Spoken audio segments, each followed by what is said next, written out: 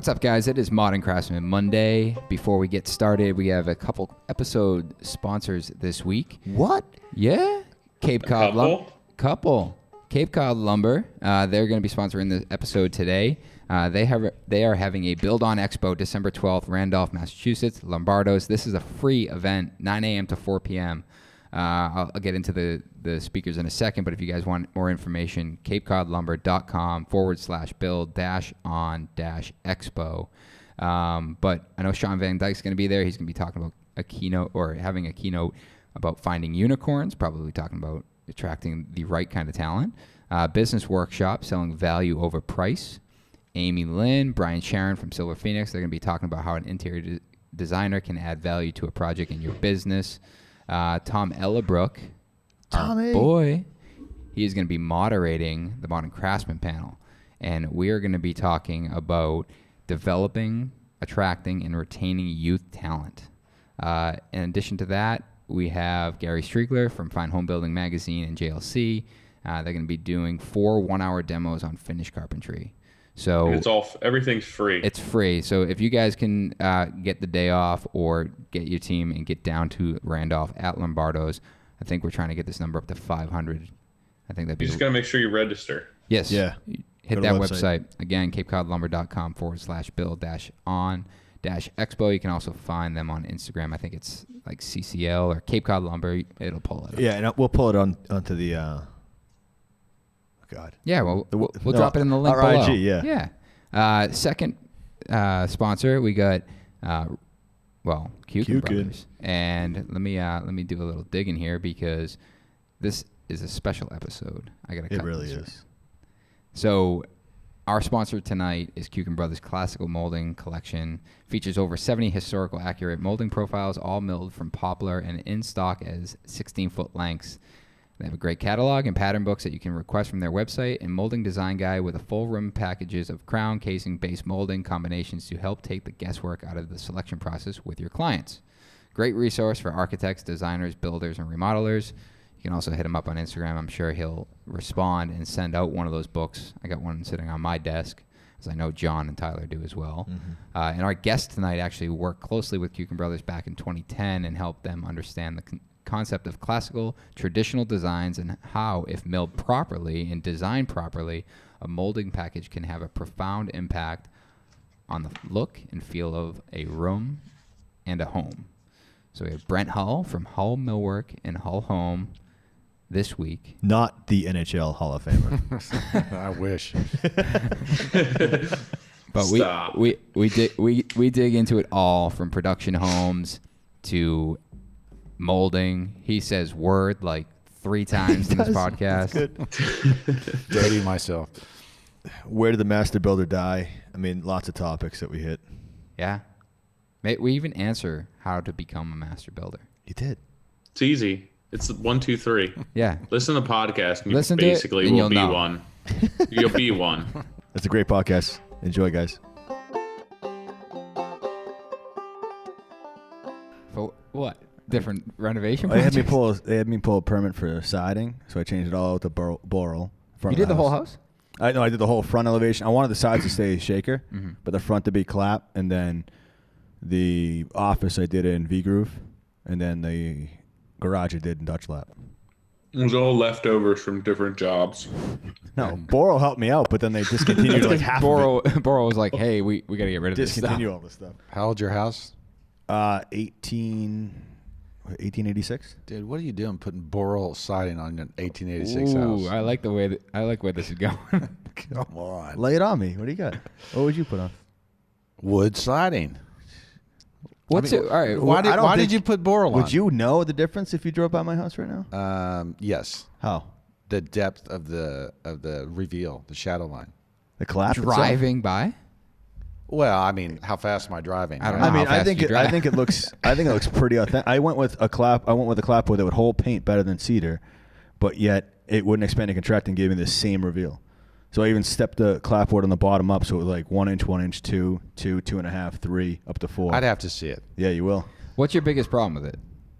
Authenticity? First question is why, right? I mean, Well, I guess everyone like says it will last longer. Well, I mean, I got siding on houses that's 200 years old. I mean, how long do you want it to last? I guess it's not so much the siding that lasts as the paint job, where I thought that I could put a product up that would, especially where my house kind of hits the ground in a lot of spots, and a lot of other products wouldn't look authentic. So I went with that Boral where. Look, it's just let's start it off over the. No, this is perfect. Yeah. I'll take it off this weekend. How long are you in town for? I got a hammer for you. I'm coming over. Look, we just go there tonight. Your wife is like, "What are you doing?" Brent told me to take it off. He scolded me on what I should be using on the outside. Well, I think we're in a habit of replacing wood products that, virgin growth wood that, I mean, especially from the 1800s, is going to last forever. I mean, you're not going to find longer lasting wood. And so, we replace it because, that's better. And it's just like, the value, was there money in there? Was there long-term value for you? I mean, it's just like when people replace wood windows with vinyl windows. They say, they're more energy efficient. Well, I mean, the studies show that it's going to take 40 years for you to get your money back. Is that really worthwhile? And so I just think it's a habit that we're into, that let's replace it. Let's make it more energy efficient. It's just like, we've got a product that's, and look, I'm a preservation guy. And so I just don't think it's, I would have rather you spend your money elsewhere. True. I guess my house, so the backup to my house is that it was built by two brothers that really didn't know what they were doing, meaning product-wise. Like, so it had cedar shake on the outside, and the exposure was probably 7 to 8 inches in it, and it fluctuated. And the other houses that are of that same time frame on my street, I'm on the main road, like the historic road, and I really wanted that fat corner board, like that 12-inch corner board and the clap. So I was like, I can accomplish this by stripping the front of the house off, then put in cellulose and then wrap it and then do it right. And I could have used cedar, absolutely. I think I priced it out, and I was like, you know what? I want to try Boral smooth clap because it looks identical. Even you can still see I did face nails, everything from back in the day when I used to do it. That was kind of my approach. Did it, all the same techniques, and I wanted to try that with the same look. And so I wanted the house to look like, hey, it is that old clapboard in the front, and then the sides are the old shake that, honestly, they did such an awful job in the exposure they get. I'm going to have to do the whole house over, like one way at a time, because it's all. Well, well, you started saying, why would you strip it? So I think there's two things here, is that he had to replace it. So if you were in a situation where his house was clapped to begin with, and it was in such poor shape that it had to be replaced, you would go the cedar route. So I need to back up. Part of the preservation guy is that there is a narrative and there's a story to your house, right? You said it, that these guys are knuckleheads. Maybe they didn't know what they're doing. But there is a narrative to your house, right? It tells the story about, if it is on the main drag, then it tells a story about what your city was like, what the town was like, the quality of construction in your town. And so if you're doing that, and then you go with all Boral siding, right? Then you begin to tell a different story, right? And so part of this whole thing is I'm trying to figure out, keeping a consistent story. Okay, so now that's the kind of the preservation speak. When you replace the siding, the clapboards and things like that, you talked about the wide corner boards that you wanted, which is great.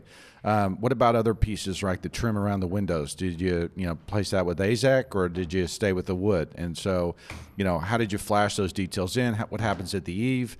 Where those other details that make that house unique and tell a story, right? What was going on there? Like, how did you accomplish those things? It sounds like you were incredibly sensitive to, the narrative, right? And you replace a product almost with what preservation is called an in-kind product, right? Correct. Where you're replacing it and you can't tell. So that's a little bit different than, well, it's just old, I want to replace it, right? Correct. I mean, I think to speak to that, I probably could have left the cedar shake as is. It would have been fine. It would have done its job because that exposure isn't as bad as the other sides. The problem was it actually didn't fit the narrative of the street as well. Was it original, the shingle?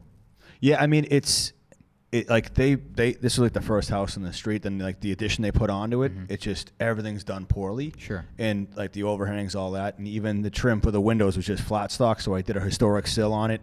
I did it at a Boral as well, and then I wrapped the casing and then put a back band on the ends. So it actually had that, that look and feel of what I used to do restoration when I first grew up. So it was like, it just didn't fit in well with the street. And like to say the same thing is like even the office I have on the side, that was a screen and porch.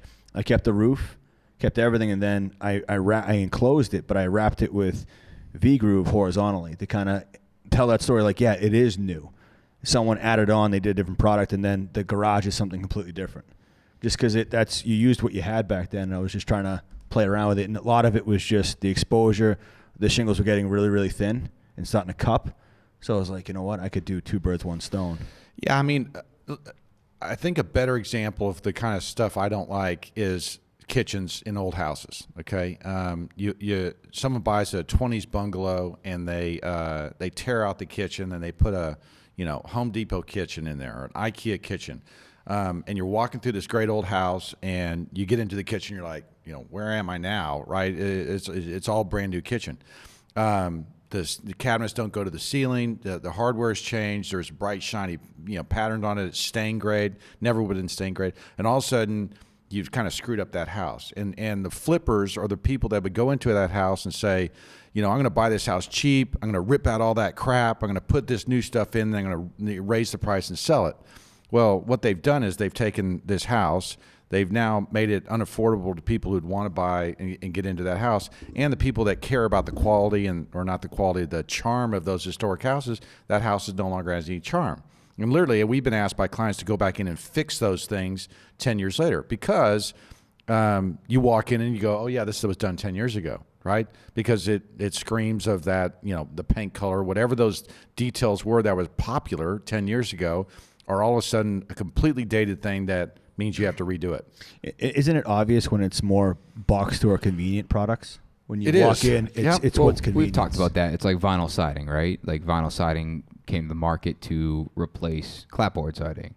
And I think it was one of the... Can we go back and talk to that person that invented that and just slap them around a little bit? Because like if I could have prevented that in like ranches and splits. A split ranch? Those two people together. That's literally my wife's like dream house. A split? Yeah. You should show her some other houses. I swear. She's like, oh, my lake house was just like that. And I was like, I would we're not going to go knock down that them rabbit hole. But we talked about it. I think it was like the first builder show we went to. It's like, yeah, it's cool. All these products are coming out. There's so many innovative products. What they're doing is just making them cheaper and easier to install, like vinyl siding. Less skills needed to put in things. Yeah, snap in place. Yeah. And I feel like I think you started to say it is the industry like goes down that road and then they start running down that road. Like how fast and how cheap and how easy can we make this stuff? And we get so far from what that original product was. Correct. And you're on the other side where you're basically fighting tooth and nail to keep what is original and keep the charm of the original product. But I think the bigger question and a lot of people have is, well, if Borals doesn't rot and if they have all these benefits as a longer lasting product, I can't get the original 1850s wood siding on my house because old growth. It doesn't exist. I'm building a new house or I'm renovating a house. What is my best option? Yeah, I mean, you're right, and we do run down those roads. It bugs me that carpenters, knuckleheads, love AZEK because it never rots. And they just don't know how to pitch the sill of a window so that it dries, right? And so it bugs me that guys look at that as the solution, that I won't have any more rotten wood. And if they would just either upgrade the quality of their wood, right, go to Windsor, go to a better product, Now you could argue, well, Boral is the better product, but it is what happens is you chase that price and you chase that ease of convenience and you chase that snap in place kind of installation so you don't have to deal with quality. You end up with a big mess. And so, like I was talking about with this house, if the company is advanced enough where they have actually solved all of those problems, right? If they would, for instance, the siding, the trim pieces that go with it, matching moldings that actually match historic profiles, the windowsills and how to get those right. It's better, right? It's better. But it's just like we could also take the sustainability thing, and it's that the most sustainable we can be is to restore an historic house, not to rip it all off and put Boral up or something else. So I want to go back. You made the comment about Windsor. That's a finger jointed product. Correct. Yeah. So, and I'm not advocating for Boral. It sounds like I am, but why is you're basically taking wood, manufacturing, cutting the good out of it, gluing it together. Now it's a manufactured product. How does that differ from Boral? Yeah, no, I kind of walked into that one, didn't I? I think I know these are the questions I ask. Like Sweener, he uses all a treated pine for all his exterior trim. And he talks about it because he likes the fact that it's wood, and that's what we build houses with. And he doesn't want to use, I think they use AZEK in some of the curves and stuff. Yeah. But his go-to is wood, and I like the thought behind it. I'm just Boral seemed to have solved an issue where we've had these fiber cement products that come out and they try to replicate clapboard siding, but the manufacturing doesn't allow them to get that bevel. So now we have this, 30-foot view of a clapboard house, and then you get up close, and it's like that crisp line. And that's not really clapboard. That's obviously cement. Right. And do you think? I mean, to start off with, I was taking cedar off my house, and I was replacing it with Boral, and yeah, that old growth cedar, I don't think can be replaced today, because I think the new cedar you get, I'm not talking finger jointed cedar. I'm talking like real clapboard.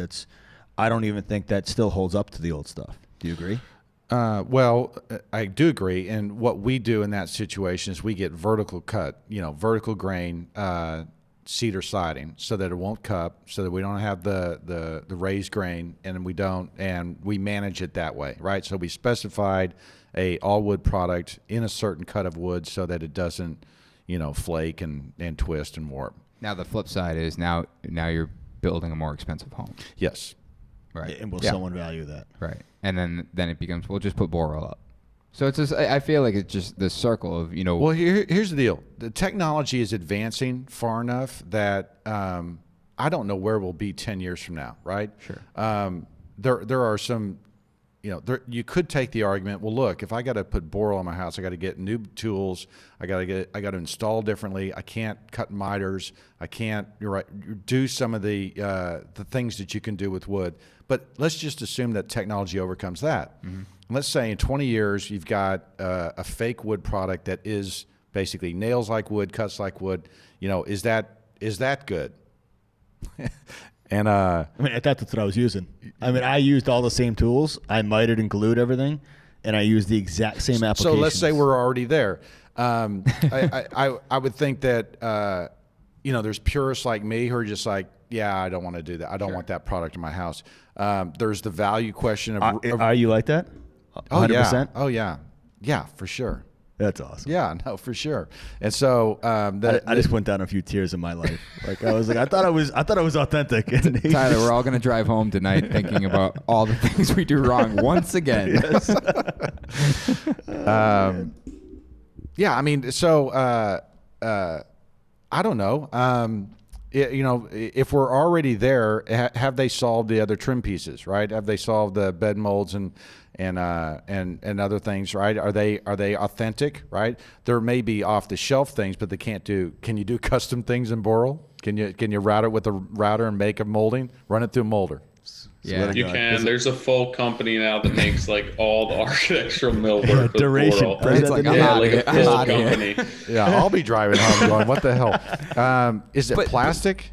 It's made of Fly ash. fly ash and resin. polymer or in resin. Does it Resin. shrink? No. No. So it solves all the issues you have with PVC. And it's a crisp clapboard edge. I mean, the one complaint is It's brittle. it's brittle. Yeah.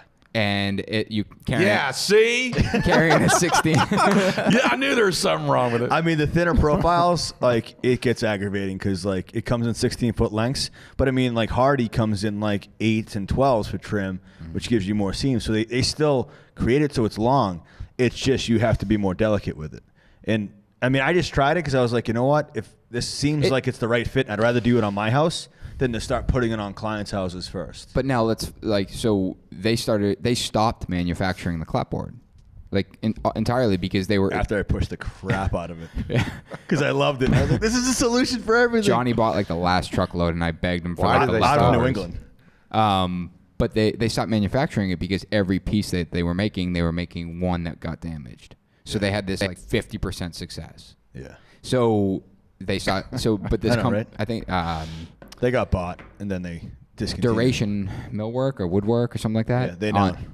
Duration Moldings. They were like, all right, so they now just buy the S4S from Boral, manufacture the bevel, and sell it. And they do anything, any profile you want. Interesting. They'll do curves, everything.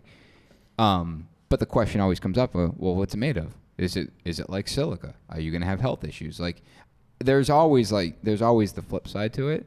Like, I would prefer to use all wood, but we go down that path of, well, now it's more expensive because to use all wood, I'm not going to just use this wood. We need to use something nice. I mean, when I grew up, all the high-end builders using, Spanish cedar for Spanish everything cedar, outside. mahogany. And I was like, and now you look around at everyone, it's like, Spanish cedar doesn't exist. Right. And it's like, what are they using? They're using like that. What's the plastic stuff you used?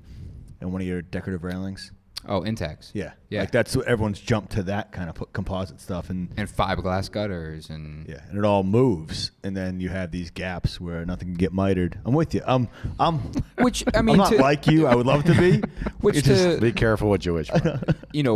to that point, I mean, there still becomes that craftsmanship. It's like, all right, people are installing it thinking it's going to act like wood. You can do a really good PVC job or a fiberglass or whatever job, but you still need to understand it just like wood. Like wood's not going to shrink. But if Kevin O'Connor was here, I would think he'd call you romantic, because he would call me that when it comes to like, do carpenters need to know how to pitch sills anymore with these types of products out there? This is what he'd hit me with. Is that what he said?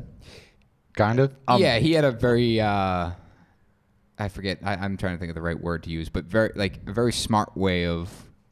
He wasn't necessarily. I don't think he was necessarily arguing it. He was basically trying to squeeze John out of the reason that he was doing it.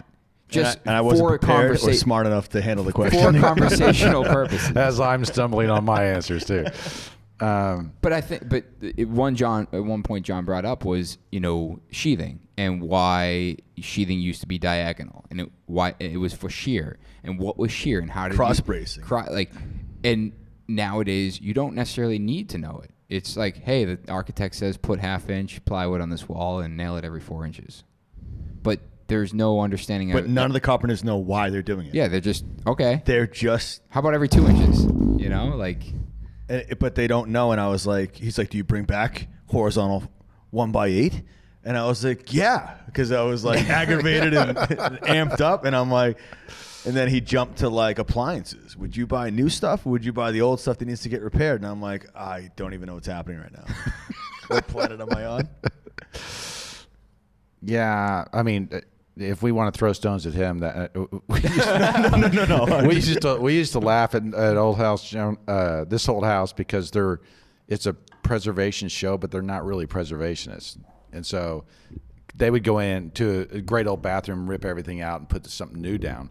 We were just like, what are they doing? What's going on? So it's just a different mindset. Do you think it's also a different market? Let's go back to the bungalow, right? Like Yeah. You said the flippers go in, they rip it out, they put a new kitchen in.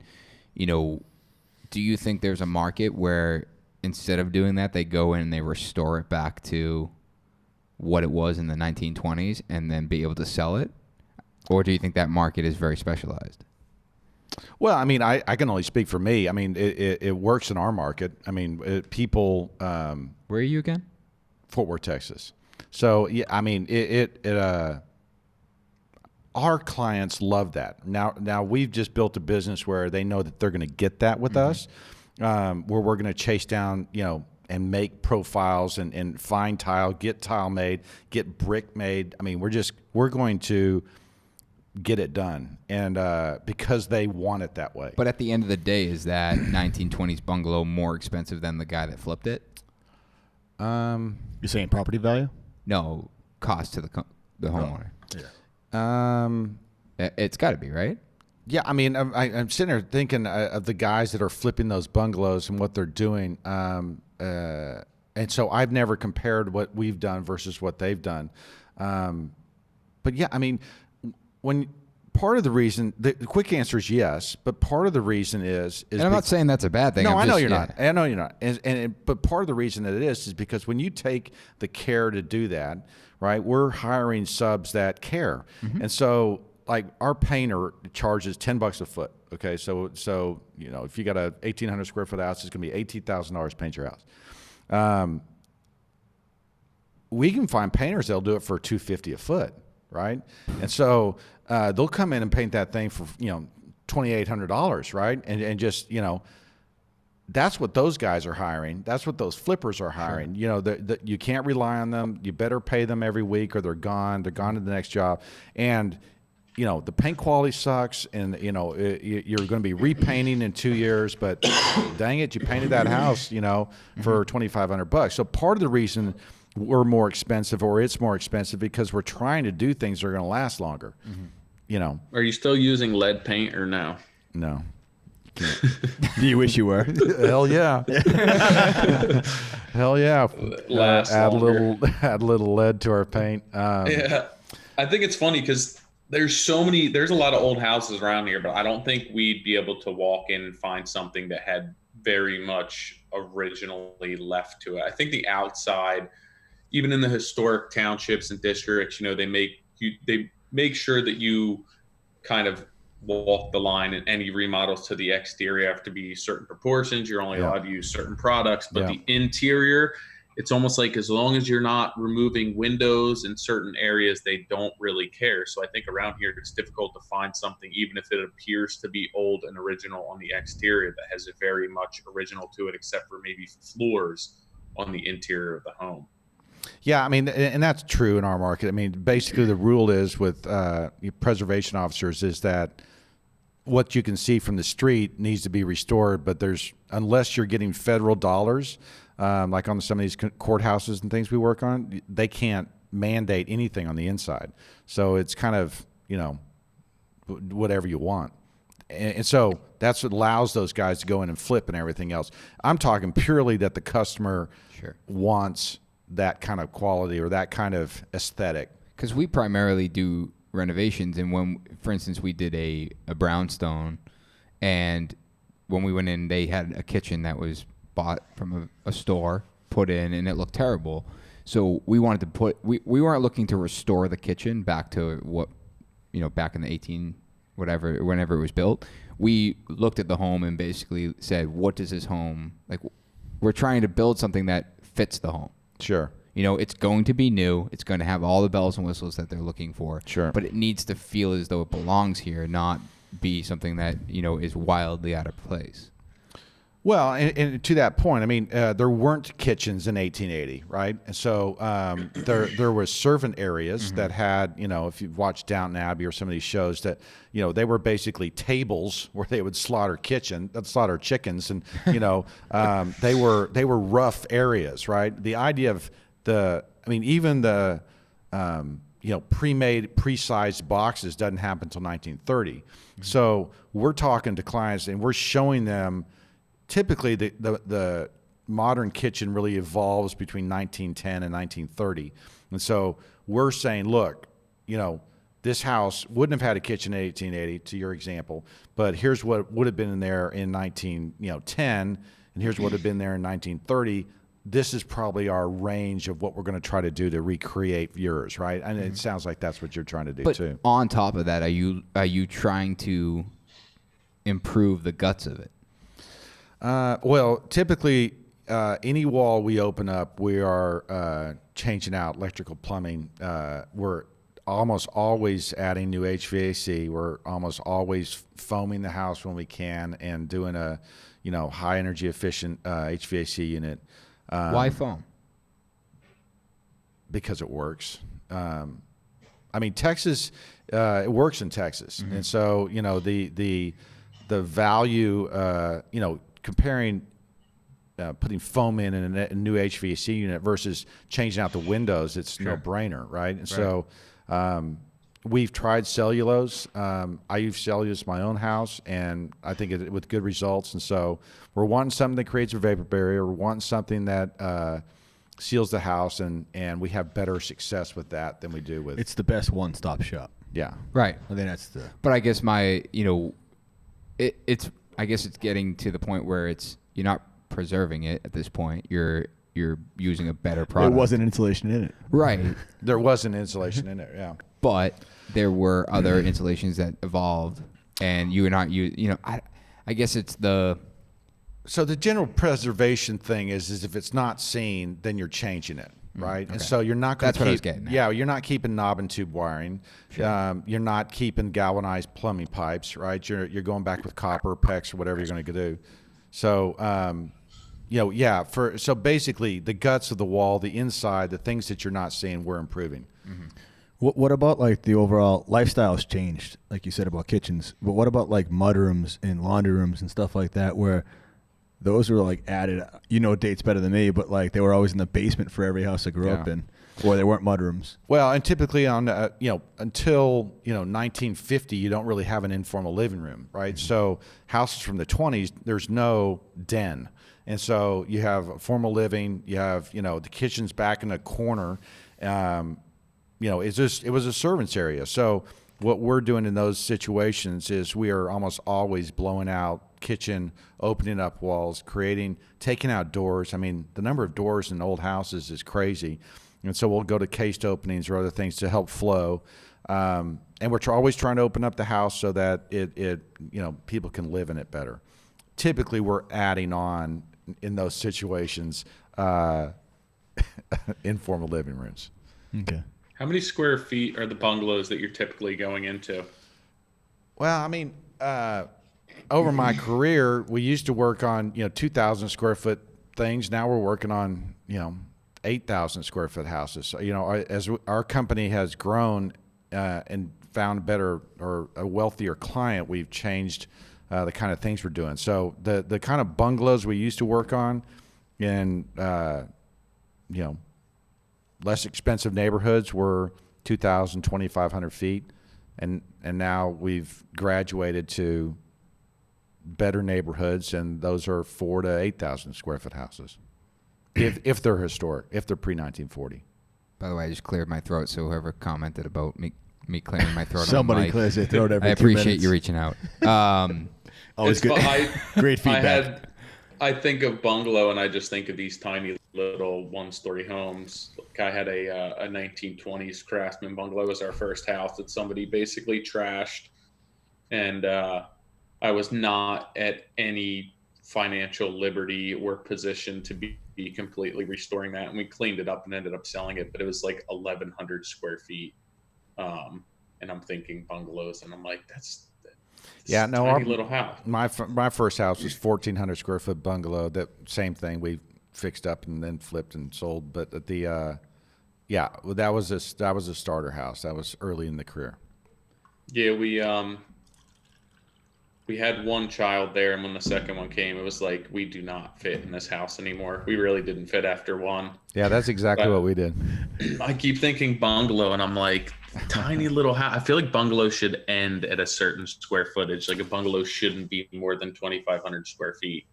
Yeah, when I use the word bungalow, I'm thinking of a pre-1940 house. I'm not specifically thinking of a bungalow style, 1920s or 1910 bungalow style, Craftsman prairie style house. that helps because my brain is like thinking of these tiny houses. I'm thinking all of the- like even 20s and 30s houses, the Tudor revivals, the colonial revivals, those kind of things like that. So it sounds like you're going back to kind of how you update it, right? You started talking about all the doors and how you're switching them to cased openings, and this is how you're getting that more modern open concept. But you're not just ripping walls out, or A little bit of both. yeah, or Just plastering openings. You're still adding. This kind of goes to the molding, and you're being respectful of what the home used to be, but understanding of the fact that a modern family is going to live here, and it needs to be Fit the lifestyle. it has to fit their lifestyle, because otherwise, it's pointless. Yeah, absolutely. I mean, what we want, what we tell our clients is that you love the charm of the old house. You're attracted to this house from the street for some reason. Mm-hmm. We don't want to change that story. We want you to still walk through the house and go, I love the moldings. I love the scale of the rooms. I'm not going to blow out all the walls, make it a big loft, right? Mm-hmm. It's still going to be quaint scale of rooms, moldings, hardware. All those things are going to be that same narrative. Same what character. We say. Yeah, same character.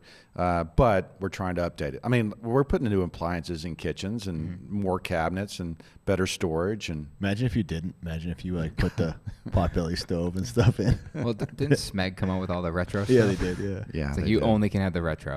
But when did you drink the Kool-Aid to become completely enamored by all this history that's in houses? Well, I mean, it kind of goes back to my talk at the Fine Home Building Summit. I think we've forgotten how to build, right? And I think that people just don't know how to do the stuff anymore. And so I'm attracted to that because I think that it's better in a lot of ways. I think the design is better. I think the quality of material is better. I think that the craftsmen were in large part better, were more knowledgeable. And so, I remember being here at North Bennett Street and looking at a molding and going, that's a beautiful molding, which is a weird thing to say.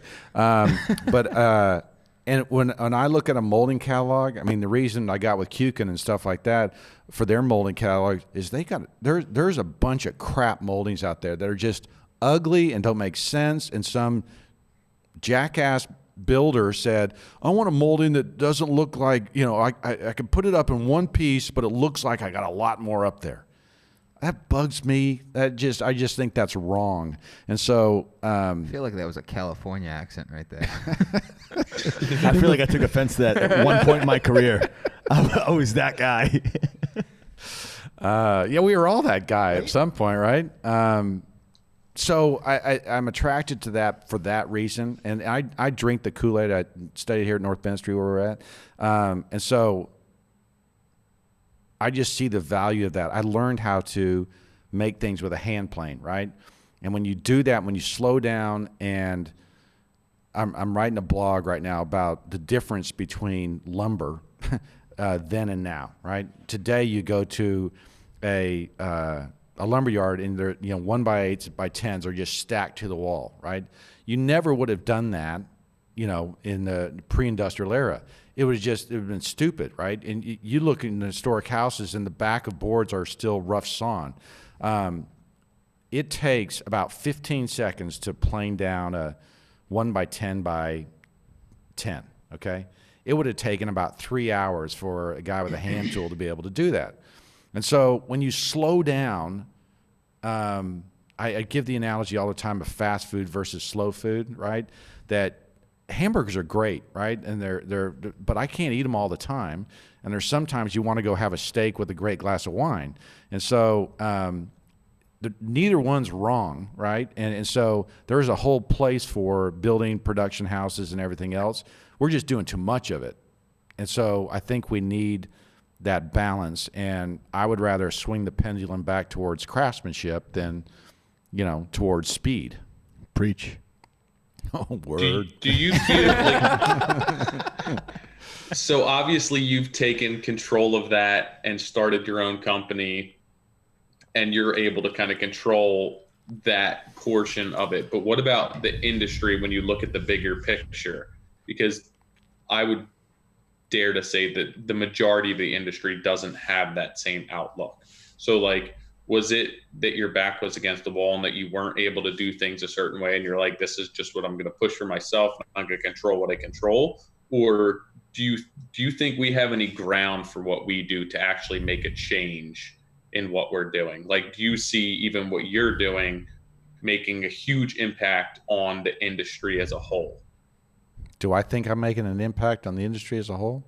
Yeah, like I think so. Like, we started this podcast basically to push craftsmanship and to bring craft back. And, you know, instead of putting up one single crown molding, to be building cornices and build-ups. And I feel like our back's against the wall and nobody believes that anything's going to change and that it's only a high dollar market that's going to be able to sustain that, and that like the production homes eventually are going to take over. And I feel like that's the biggest wall in front of us all the time. Do you think that we really have much ground to stand on with what we're doing to make it a massive impact on the industry and bring that back? Yeah.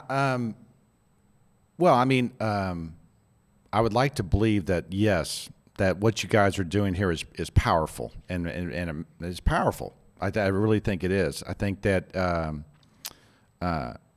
a lot of guys don't believe that this is happening, right? And a lot of guys just don't know.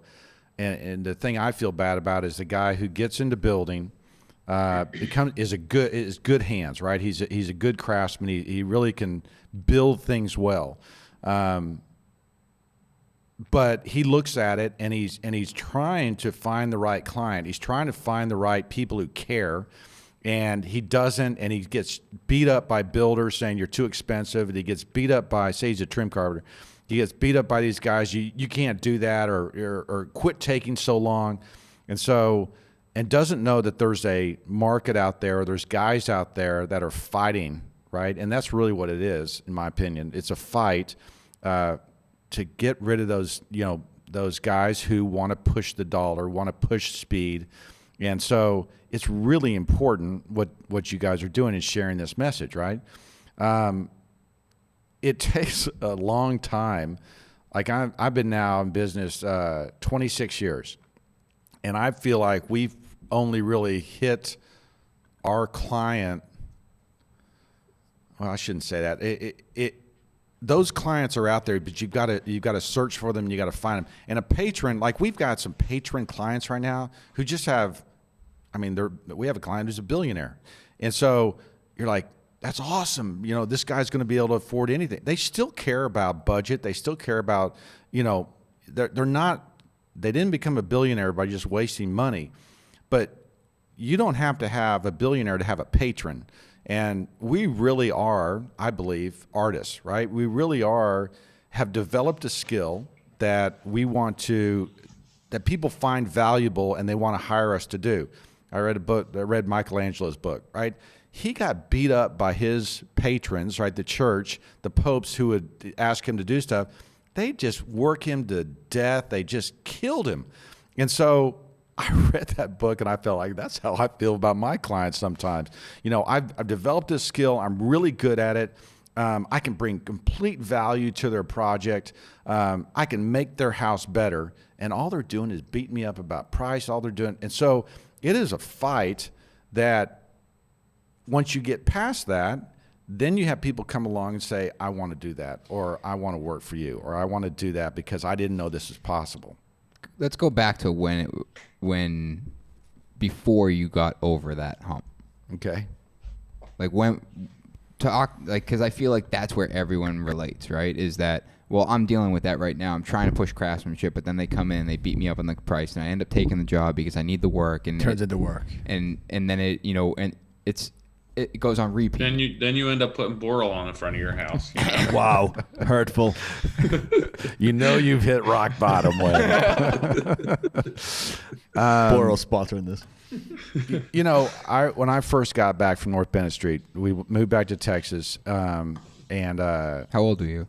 27. Okay. Yeah, probably 27. You know, didn't have. I assumed getting out of here.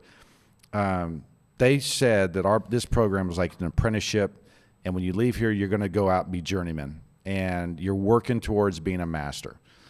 And I said, you know, how do you become a master? And Been asking that my whole life. I asked my instructor that one time, and he said, I go, you know, historically you used to look at the craftsman's toolbox, right? And, you know, you could look at the joinery and they'd pull out the drawers and show you the dovetail drawers that you could really tell a master by his toolbox. I go, how do you tell a master today when people have, you know, 5-gallon buckets with their tools in it? And he said, look for guys with sharp tools. And most carpenters don't know how to sharpen their chisels, right? And so that is, I think, one area where you start figuring that out. But the problem today is that you have guys, and we did a door job. We built these doors for these clients, and this builder, one of those guys, always, you're too expensive. They're never going to pay for that. And we send these doors over. Thankfully, the designer came in and said, no, we want these doors. So they're walnut doors. They get installed, and he calls me, I don't know, 2 weeks later and says, your doors are warped. Come take them back. I go, what do you mean your doors are warped? We built stave cord walnut doors. They don't warp. And so I go over there, and basically it was a pair of doors, and the jambs were skewed, right? So one was too far out, one was too far in, and the doors wouldn't line up. And so I go, I called him and I said, hey, your trim carpenter didn't install the door right. I go, we'll straighten it out, but he didn't do it. That's crap. He goes, that guy's been working for me for 30 years. He goes, he's one of the best trim carpenters around. And I was sitting there going, how can that be? How can this?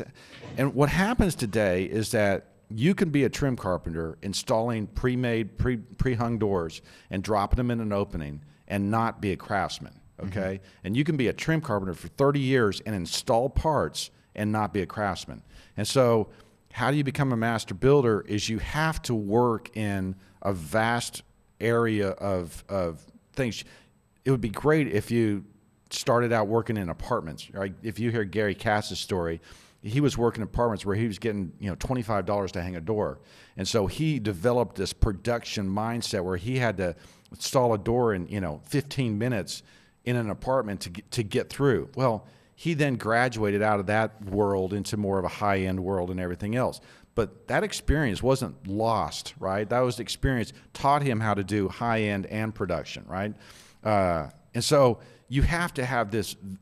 You can't just be, and that story about the doors has happened with stairs, where we'll build an English stair with these different, and we've shown up guys and goes, I've never installed a stair like that. How long have you been doing this? 20 years. And it's just like, because the industry is so standardized and everything's clip in place like we were talking about before, one of the things that's great about preservation is you're going to see stuff and you're going to fix stuff that doing preservation improves your craftsmanship, right? You're going to cut trim then, and they installed trim and did trim like we don't do trim today, right? And the thickness of the wood and everything else they did. So I forgot where I was going with all this. Trying to be a master builder, right? Wanting to be that guy, I had to find patrons that had no money. And what I mean by that is patrons who cared about the message of what we were trying to do. So when I first got back, I was in my brother's garage. I had bought some machinery. I was milling stuff. I was doing all this stuff by hand. And I found a guy who had an historic house, and finally he says, you know, I found someone who knows how to restore a historic house. And it was built in the 20s, and it was a really cool house. And it was challenging me to hand-hewn wood, to make these beams. It was challenging me to do all these things. And he didn't have much money, and the project was probably $15,000, which was a big project for me at the time. But I found a patron, someone who kind of stroked me, said, thank you, right? Thank you for doing this. And you find, if you have 10 clients a year and one of them does that, it's kind of enough, right? And so you put up with the jerks who, beat you up, but you're always moving towards, if you can keep your eye on that prize, then you work your way up. You know, you're saying, well, what happened before you got there? Doggedly and persistently, you said, I'm not going to do that. I'm doing this. Mm-hmm. And as you continue to promote that and do that over a number of years, you find that world. How many times did you question the end? I questioned the end a month ago when we had cash flow problems. That's not bad, man. I did like days. Yeah, I'm at least good for once a month where I tell my wife, oh yeah, seriously, get a hold of a realtor and sell everything, and I'm going to work for someone. For years, I said, I just want to get my tool belt back on and I just go work for someone and put up trim. I just don't want to deal with this crap anymore. And so, why do you keep doing it? Because of the end goal. At this point, you know, I was listening to one of your podcasts. You had someone on, and I was like, you know, I remember being at that stage that those guys are talking about, and what's happening to me right now is that I've almost grown too big for my market. And people look at us now and say they're too expensive. I can't hire them. Mm-hmm. And we had a client we'd done 3 projects for, and we drive by their house and they have another guy signing the yard. And I called him. I was like, dude, what's going on? He goes, oh, I just saw you working on other things. I figured you didn't want to work for us anymore. Never called me, never did anything. And so we've gotten to the point where I'm looking at, there's another builder in Dallas who's a high-end builder, second generation. They are now doing jobs in Houston and Nashville and LA. They have satellite offices. They're basically a commercial contractor that does residential work. And I go, is that me? Is that my next step? Because you always look for models, right? You look for guys who've done it, and you kind of say, that I want my company to look like that. And I don't want to be that guy. I don't want to be doing that stuff. I'd like to stay in Fort Worth and continue to do our things, but we're going to have to be, content if in some respects, maybe not having the volume we used to have, but having the client we want. Mm-hmm. Do you think that those past clients, at least this is how I look at it, and to see if you agree, is that those products that maybe you had one that was a great client and the other 9 were kind of wishy-washy, I feel like that's paying your dues, and there's something to be learned from each one of them that will help you once you do find those great clients. Oh, for sure. I mean, the advice I would give to anybody is learn to pick your clients. I mean, I tell people today, all I want is to work for nice people that care about the things that we're doing, right? I don't care. I can do a $20,000 kit bathroom remodel for them. I don't care.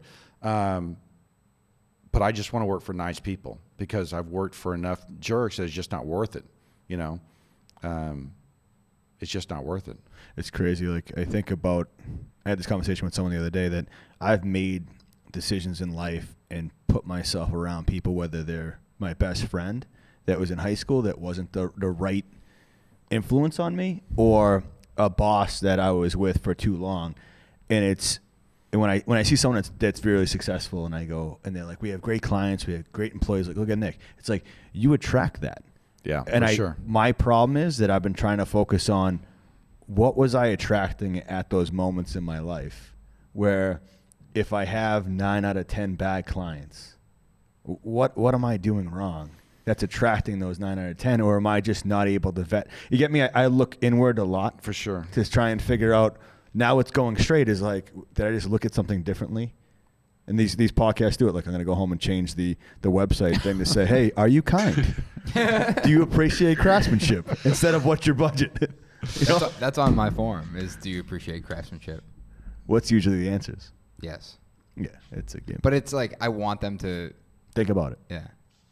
I think that people wonder about, well, I really want to be this company. I really want to be this. You're already that company, right? You're not changing anything. Your attitude isn't changing, and so you're just putting your dues in, trying to get to that level. But everybody in your all the potential clients that are about to call you, they already know who you are.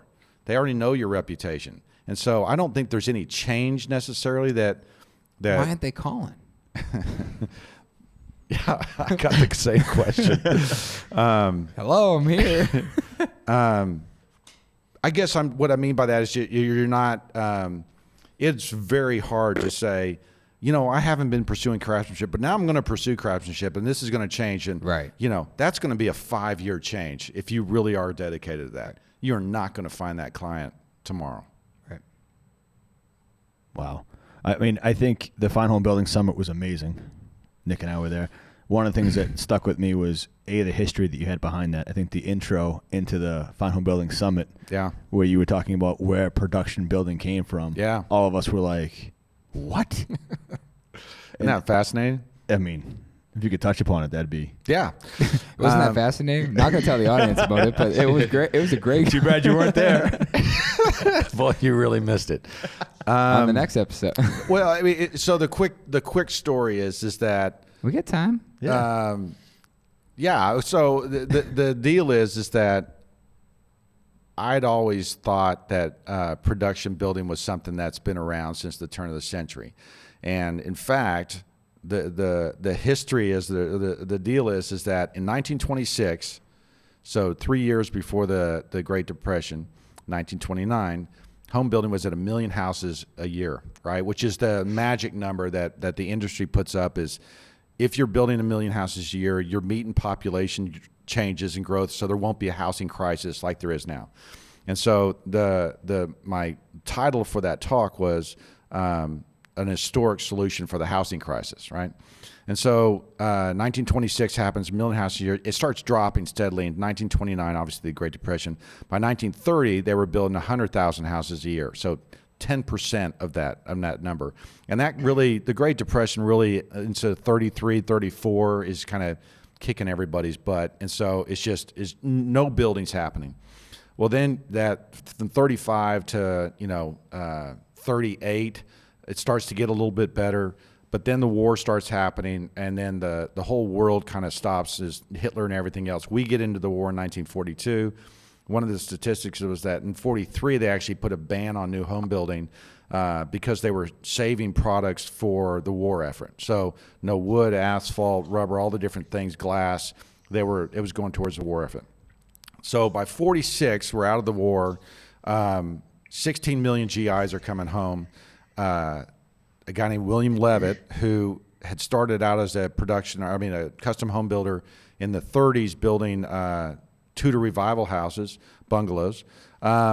He decides he's going to go build these rent houses in Long Island, completely different from everybody's houses. They're 800 square feet, 600 to 800 square feet, when the typical house was 11 to 1,400 square feet, no basements, which was unheard of, no garages, and they were all the same, right? The 4 house styles were all the same.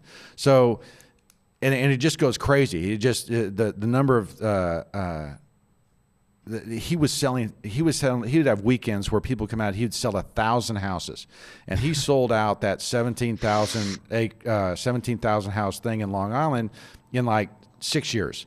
He built another one in Philadelphia, same thing. And so the point of the talk is that, Levitt, a production builder in 1920 was building 300 houses.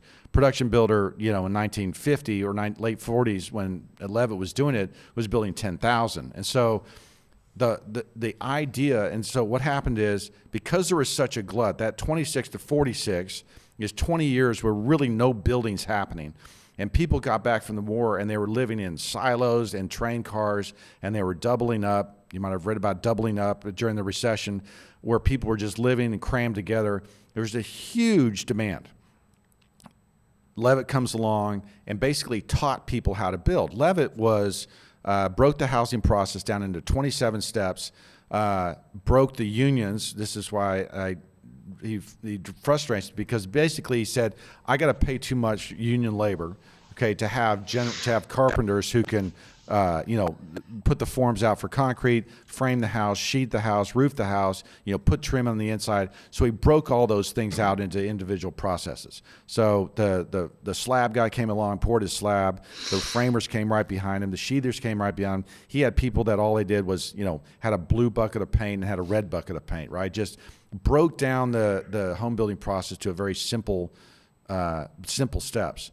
And he taught okay, for the next 20 years, when that production and post-World War II boom happens, we start building all these ranch houses and all these this production building grows.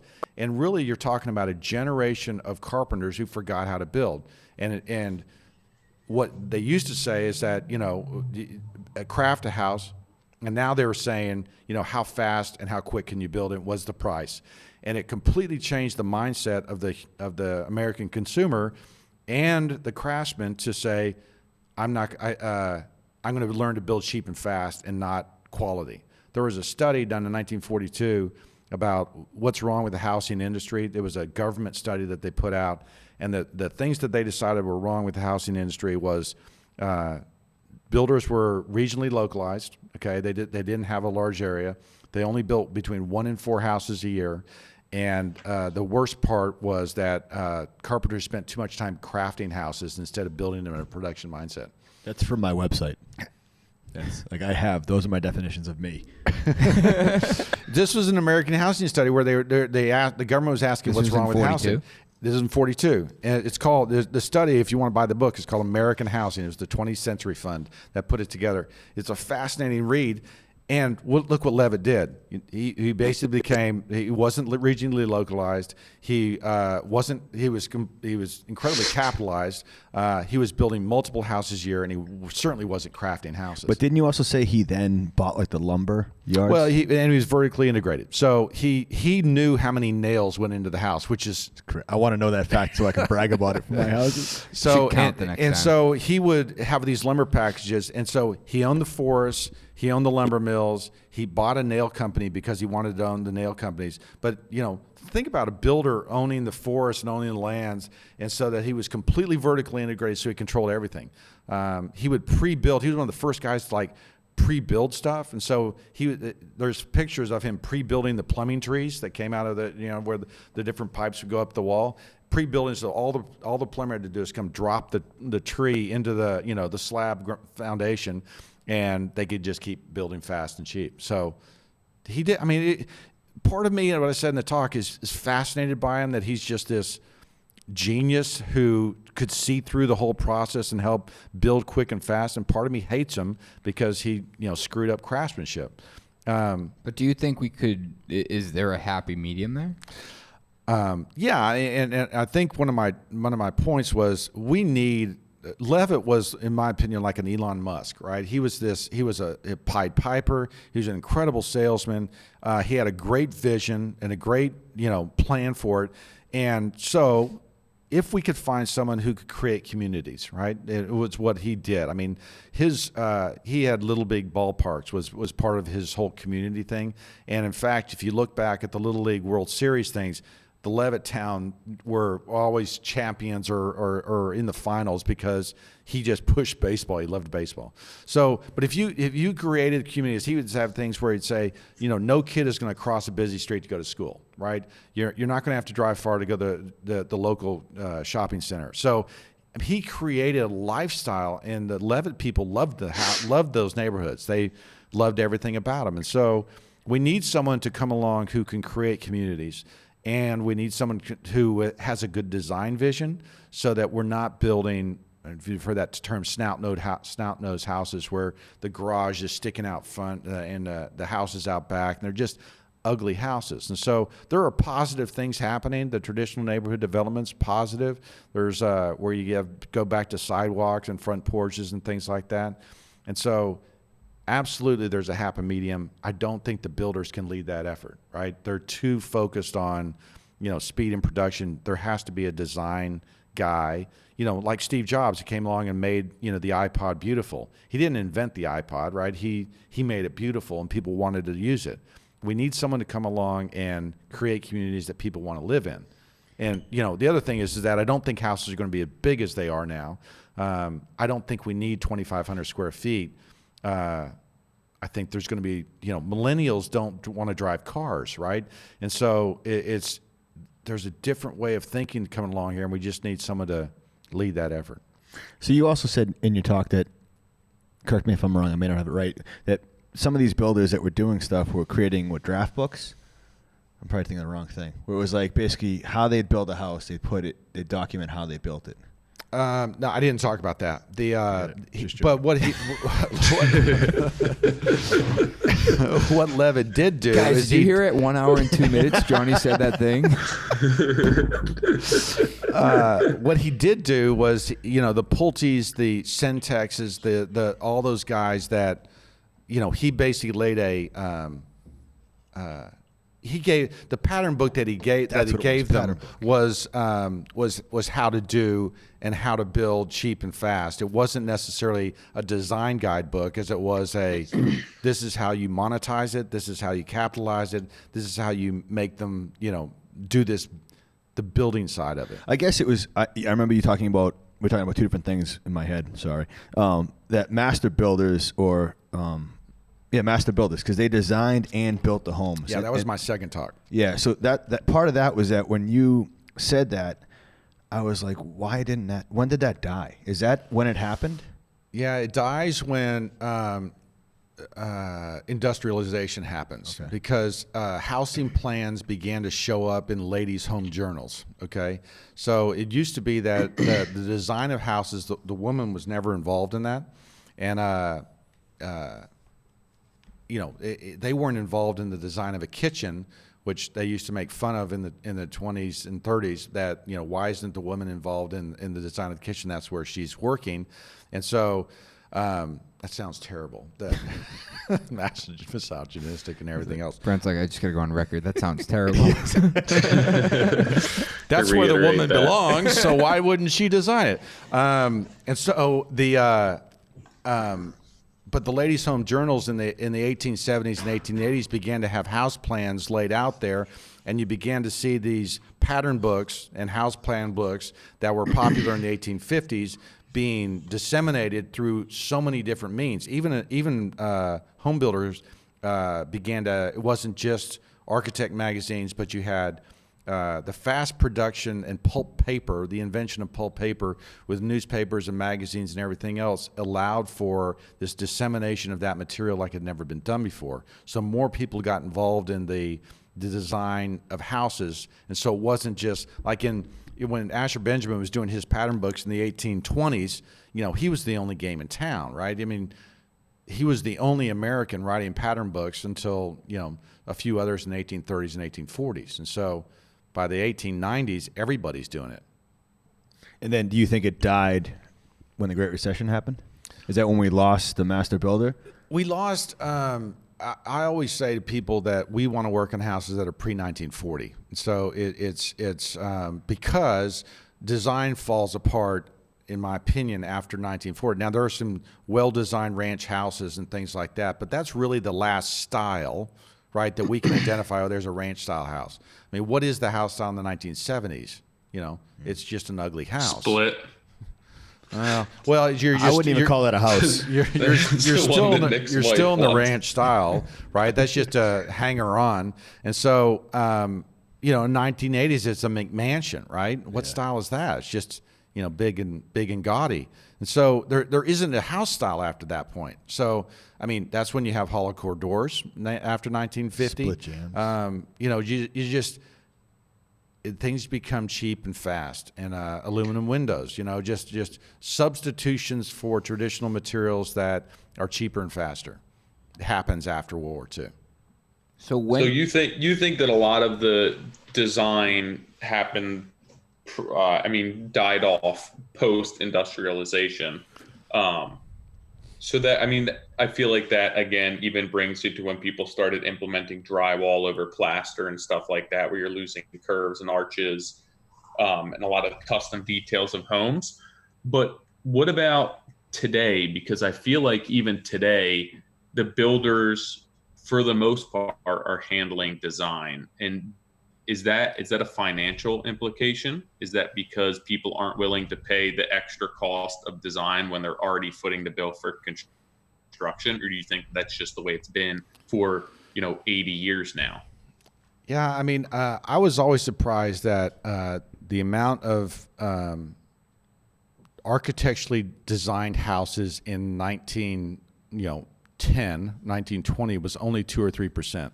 Okay, so the design of houses has always been with builders and other people, not just architects and things like that. However, what happens in my opinion, what happens after or around the same period is that the architect, for some reason, the idea of building a house and being involved in a house was, antithetical to being a great architect. Okay, so you think of Frank Lloyd Wright, 96% of his projects were residential. Okay, think of Frank Gehry today, right? The same kind of superstar architect would never do a residential house. All of his projects are these major things. So to be a great architect today, you almost can't do residential. So we have a lack of a designer involved in the process. And so the builder-driven thing that you're talking about is not only builder-driven, but it's lack of a designer-driven too. And so all builders tend to do is just, I've been quoted before with saying, builders think their houses are well designed because they sell. And I'd say that's false. Your houses are selling because there's a demand for a product, not because it's well designed. So they look at design and say, well, why did I spend money on that? My houses are selling fine. And so there's no doubt there's a design gap, and our houses are ugly today because the architect is no longer involved as they were in the turn of the century. Say all great architects were not only trained to do commercial and residential, they did commercial and residential. Most architects that come out today are wanting to get in commercial, one, because they can make more money doing that, right? There's more money there. But two, there's just no prestige in that world. Now, the other piece of that is that there is a huge group of high-end residential designers in the ICAA. I don't know if you guys are familiar with the Institute of Classical Architecture and Art. You should know those guys. If you want to elevate your game, okay, if you want to elevate the kind of quality and the stuff that you're doing, you need to talk to ICAA architects, because those guys are the top traditional classical designers in America today. And the most expensive, the highest end houses being built today are being built by those guys. And so, and there are modern things that are happening, like with Matt in Austin and things like that. But if you want to, in New York, on the Hamptons, if you want to live in that world, if you want to raise your game and work with high-end architects, becoming a master builder, right, that whole idea back there, you've got to work with people who push you and towards better quality. That was an aside. So that's the problem with the design today, is the architect is no longer involved in design, and builders have taken it over. And so they are not incentivized to push the envelope. They're incentivized to make the most money. And so they're not going to be leaders in design. And so they keep building the same thing over and over again. I've officially taken offense to almost everything he said to me. Like, things sell because of good design. I've said that, and then now I feel like what? But we talk about that all the time. It's how, John, you and I have talked about how commercial construction, you have an envelope engineer, a mechanical engineer. You have all these professionals helping design the performance of the building, and the design of the building. And I do feel like professionals need to be in air quotes. Sure. Because a lot of the times it's associates that are doing the stuff, and then when you get into it, it's still the builder that has to put it together. Correct. But Good. Right? But that's where we get into this. We're on site and we're design building. In like HVAC is a perfect example. We talk about that all day. It's like, all right, where's the ductwork going? And where commercial, exactly where the ductwork going, because they have $1 million worth of steel that have penetrations in them, prepped based on a coordination meeting that they had a year ago. Yeah. And that's something, I remember early on in my career when I do small bathrooms, it's like, sure. Oh, we don't need a designer. I can do it. And looking back, I'm like, all the mistakes that we made, all the terrible tile layout, anything. It was just, everything was left up to us. And I say this to my team a lot, is that, I'm not going back. I'd love to have the belt back on, but there's a big part of me that walks the job sites, and I have I like being able to see the guys perform and see what they're doing and seeing how they're elevating it. But they get into these micro details where it's like they're working on this baseboard detail in front of them, and it looks good in front of them. But step back 10 feet, 20 feet, stand in the living room across and look across the room. Like, does that still look good? Because no one's going to be where you are. Sure. I guess my point is, like, the micro details, you know, that's where, like, I feel as though the builder trips over, is because you're so focused on your task at hand every step of the way, and you oftentimes lose, you know, what the bigger picture You got to look is. in the mirror like your barbershop. Right. No. Yeah, we make the barbershop reference. I don't know if you I don't probably... know. He doesn't know the barbershop Let me fill you reference. in real quick. So I'm getting my hair cut, and I'm looking at a brick wall the whole time. And halfway through, I'm like, do you just do this so, like, there's, like, this big reveal at the end? Can't see it. And he's like, what? No. He's like, the mirror is not for you. I'm like, what do you mean it's not for me? I want to make sure you're not cutting all my hair off. And he said, no, I have to, when I'm cutting your hair, I'm looking at your head. Like, I'm so close to it. Like, yeah, that looks great. But I have to look up and look at the mirror. So when, you know, you're walking good. away, It's perfect. like, you have to make sure it looks good. And the moment he said that is when it was, I think, Yeah, no, that's good. you know, realizing that you have to look at things from afar, and having a designer on board or architect on board, they're doing that way before it's even being built. But not even that. It's you need to have a team. Like, Right. I think that the pace that things go at for the industry in general have sped way up, and that if you try and do that all on your own, you won't have time to execute these details unless you put the right team in place, that someone is looking out for that. Yeah. Where I walk in, I want to be able to look at that 1,000-foot view and then pull it in. Well, I mean, what you're describing, Nick, is walking in the job and being the architect, in my opinion. You know, Which I don't want to be. I just like Well, seeing, no. You should be. To the okay? architects listening to Nick. No, here's the deal. Historically, you know, master builder, architect means master builder. Okay, that's the, you know, etymology of that word. Right? Arca is chief, and then tech is builder, how to build things. So that's master builder. That's where that word comes from. Now, the guys that I was describing in my talk, those are my heroes, like Asher Benjamin, you know, Samuel McIntyre, William Buckland. How did they build their business, right?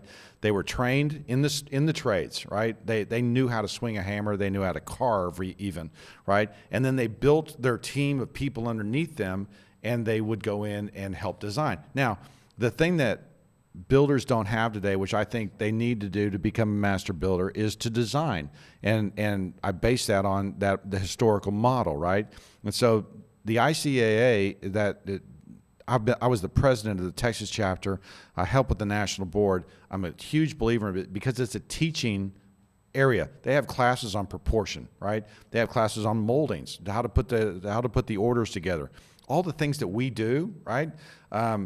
And you can assemble, right, a bathroom and put it together. That doesn't mean you're designing it, right? Right. And so when you look at it with scale and proportion and materiality and different things that, you know, an architect is trained to look at, we should be doing that as builders, in my opinion. Mm-hmm. And if you want to raise your game and get to that next level and raise the numbers and things of the size of your job, you've got to be that guy, in my opinion. That's how we've grown our business, is by being the builder and architect. Yeah, I mean, I think about, you know, we're all working on our own homes, right? And we did a gut rehab on my house, and I think about going back, like, what we did, and I was so micro detailed, where everything I was doing was great for what I was doing in front of me, and then at the end of the day, when I step back and look at everything, I'm like, this wasn't, scale is wrong, you know, proportion is Right. wrong. This doesn't flow with that room, and realizing all those mistakes, which I'm thankful for, because that's how you learn. You learn, right? Yeah, But for sure. the moment you're aware of that, the moment you walk me through, you know, the proportion of how a casing should be built up in relation to the apron, it's like, yeah, that makes sense. Well, and you think, I'm not just proposing that builders should become architects. I think architects should become builders. Sure. Because the architects are better builders when they know how things are made, right? They're not just designing, so, well, I think you should do this, right? They're actually, they know, well, that's not going to work because that won't go together, and that's silly. I can't believe someone designed that. You've got to be both. Anyway, yeah, no, I can't say it strong enough. You've got to learn to design that traditional way. And if you look at the classical architects, and if you go to some of their classes, they have drawing tours, okay? Now what they're doing is that they're actually giving you a sketchbook, and you're going out to historic buildings and you're drawing details. The power of that as builders, okay, to actually draw a brick arch and actually see how each brick is angled a little bit differently, or to draw a keystone and to realize that the lines of that keystone go down to a certain point and it actually fans out and actually makes everything work. You appreciate building more. But you absorb that. You absorb that. You do. That's the reason why I have my notebook. I did that my freshman year. Yeah. My freshman year of college, we did just that. I went to Wentworth down the street, and we did that. And you're saying it, and I'm like, that was. I used to love sketching, and you just absorbed it more. You're like, you understood the details because you're putting them on paper, and when you screw them up, but drawing, you're like, oh no, that's and why. And you don't forget it too. Yeah, it sticks with you. No, it's huge. And so, I did one of theirs. They went down to Colonial Williamsburg, and if they ever do that tour again, it's just incredible because it's all houses, right? It's all these great details on houses, and you sit there in front of it and you look at the cheat sheet. Gosh, look how they did that. Oh, that's just really cool. It's totally cheat sheet. Yeah. No, it's powerful. So that's what traditional architects are doing, right? Mm-hmm. Modern architects, I have stories of them. Some of these people talking to me about classes, and these are now classical architects that trained as modernists. They described some of their classes. This one lady told me she went into class, and the professor said, "Now, take off your shoes and socks, and let's put the paper down on the ground, and let's put your pencils between your toes, and let's draw some floor plans." Right? Now, what they were trying to do is I hope, try to think outside the box. But it's a waste of time. It's a waste of time. Like, come on. It's a freaking waste of time. And so, the some of the things that they're studying and doing, that I just gave a talk at TCU to some of these students, and there is she was saying, I said, you really need to understand these classical principles. She goes, yeah, our professors won't let us. I was like, what do you mean they won't let you?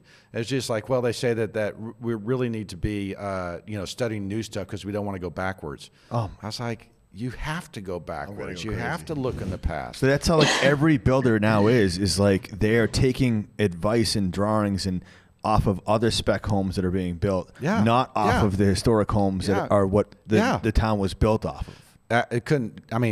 Amen. It's crazy to me that we're not cheating by looking at what's. I'm telling you. You said it. You said it. You actually in your talk. I'm stealing that from you because you said that hands down. I really feel like what's missing today, like. I'm going to take a little stories that I try and teach my boys a different style home. So they'll be like, it's a ranch, it's a colonial, it's a this. Yeah. And I'll never forget, it didn't click with me until like now or at your talk that like my boys would get through a neighborhood that was historic and then we'd get to a newer neighborhood. And my boys would be like, what is that? And I'd be like, I don't know, colonial? But you're right, is that like they're like, what is being built today? Yeah. Like, I don't know how to describe what gets built at the McMansion. Maybe it's a morph of that. But I think at your second talk, one of the most kind of alarming things I saw was the photos that you'd have of like someone was just, what's the little doll that like you can take the eyes out and put the ear somewhere else. Potato head? That's how they're building houses. Yeah. And when you put it up on the screen, it was like, and they were taking all these different pieces and just slapping them on a house. Yeah. I think at one point there was like a column randomly, stuck on the side of the wall. Yeah, and it was like, what are we doing? And I kept going back to, I know I forgot the word of it, but the pattern book. Yeah. Like if someone was writing like we use Kuiken as our pattern book for trim and how you can lay those out in a room to make them look bigger. Like Tyler's most recent post, I wasn't joking with you. He did it before and after, and the room looks taller. Yeah. Hands down looks taller, and he didn't change any dimensions of the place. No, that's right. And I steal so much from Kuiken because it's all laid out for me, and it makes my life easy to like, oh, that's what clicks. Yeah. But like to design a home and to be a master builder where you can't afford an architect, let's per se, that market doesn't exist for you. Yeah. I really wish there was a pattern book for something that could be built today. That people could cheat on. It's not, the problem is that anything that's available by the bigger companies, you're not going to be able to make something that's correct. You go to like any lumberyard or pick up their stock trim or whatever, the Garden State molding and like everything's so wrong that you're basically shooting yourself in the, like, you don't stand a chance unless you find a small company like that, or you find an architect that's driving you to make moldings or whatever that may be. Anyone starting out that doesn't have the ins and outs, your back's up against the wall. Like I don't feel, if I go down the street to the lumberyard that's near, I can't get any trim that's right. Word. Yeah, no, you're right. That's absolutely true. The one suggestion I would make for you guys is we did a show house for a historic society, and we went to, so those high-end architects, let me back up. Those high-end architects, the ICAA guys. The ones we're emailing after this show. Yeah. It's all my notes. Well, they are, they will do plans for people that will cost $1 million, okay? Where they are, and how you get there, okay, and what happens is that they charge the client by the hour to draw those plans, okay? And the I don't know what size plans you're getting, but you'll see plans that are 2 inches thick that they are producing for a high-end house. Okay, now it's hours and hours of detail. You talk about those details that you draw. One advantage of drawing it on a paper before you build it, which I've only learned over time, is you get to see the scale of it before you put it up, right? And so, you can adjust it. And I put it on the wall. Like I'm that. Yeah, I do. I still do that. So, but they draw out every room in the house. Okay, and the reason they can get to 200 pages of plans is because every closet's already drawn, and then all the details are broken out. I mean, they've worked for a year or more on these details of these houses. You can call those guys, and this is where I was going, and say, look, I just want to build a beautiful house. Okay, that would be such music to their ears, but I obviously can't afford you. Do you have a lesser set, right? Do you have a set that, I want to build a great, beautiful looking house, but I don't, I can't afford you. Those guys have those, quote, builder set of plans, and the lessons that you'll learn from those guys is powerful. And the reason I say that is because this happened to me. There's a guy in Philadelphia called John Milner. He's an incredible architect, and he learned through preservation. He said, the reason I know how to draw rafter tails is because I crawled up in the buildings and measured them and looked and see how they were made. He goes, all they build is traditional style houses. He gave us a builder set. It was like 13 or 18 pages, right? And then he came and visited, which was very humbling because I'd screwed up the brick arches and I'd screwed the size of things up. He was very graceful with me. But I learned so much building from his set of plans and the details and the water tables. And he talked to me about windows. He goes, really what happens on windows is you need to have this size casing around the thing, and you need to have this size windowsill, and you need to have this kind of molding. This is really how that traditional looked. And all of a sudden I saw these windows completely fresh, like I'd never seen them before. It was a powerful learning experience that if you go to those high-end guys who really care about those details, talk about elevating your game. I mean, and those guys would love to hear from you. So if you drive by some of those houses and go, how in the world do you ever work on a project like that, right? That's, $5-6 million and just crazy money. Those are the guys working on it, and they have starter projects for, guys starting out, and it's a great place to start. It's funny. I don't know if you've ever heard of Russell Versace. Oh, sure. And he prints out all his floor plans on his website. Yeah. So he has the elevation and he has the floor plan, and it just has the room dimensions. But I've probably printed out every single thing he has over the years because I'm like, oh, I like this style, I like that. And I even had the nerve one day to call him, like, this is like 15 years ago. No, that's good. And I was like, hey, doesn't have a garage and the master suite's not upstairs. Would you tweak this? And he's like, he's published like 15 books, and I'm like on the phone with him, and I'm like, what am I asking him? Like the way he received that question, I was like, oh my goodness. You know, but he came out with a plan book, the Pennywise houses. Yeah, exactly. Yeah. And but that was kind of like my pattern book that I would kind of cheat off of. And it's Pennywise, and he's got a bunch of other ones now, and he actually builds them. His answer was that he builds actually kit homes. I think it's Virginia. Yeah, and he would make them there, but he wasn't like going back to your description of people, like how things are. He doesn't leave his little area, and he's like, if you want to do that, like I was like, I will redraw it up here, but I love having your design as the inspiration and giving it a nod. And he's like, just do your thing, because I was like, some of his raft details need to be a little bit bigger for foam, like little things where a bird's mouth was, and he's like, I'm good, man. Like he's good on what he does, but that's how I was able to cheat and be like, I love that historic feel of that house. How do I duplicate that here? So that was kind of my pattern book that I rolled with. Well, another one, if you don't want to go find one of those guys, is you can look at great house styles of the 20s or 1,000 houses from the 20s. They are, so from the early 1920s, Dover reprints a bunch of these, and I found the original ones, Johnny. They're better. I love the original. But they're basically, if you've driven through those neighborhoods of the 20s and 30s, the period revival houses, it's all those original plans. It's the floor plans as well as the elevations and everything else, and basically high-end architects, even at that time, this is before World War II, were drawing plans for people that couldn't afford an architect. And those are great starter plans as far as details, as far as how to get things right.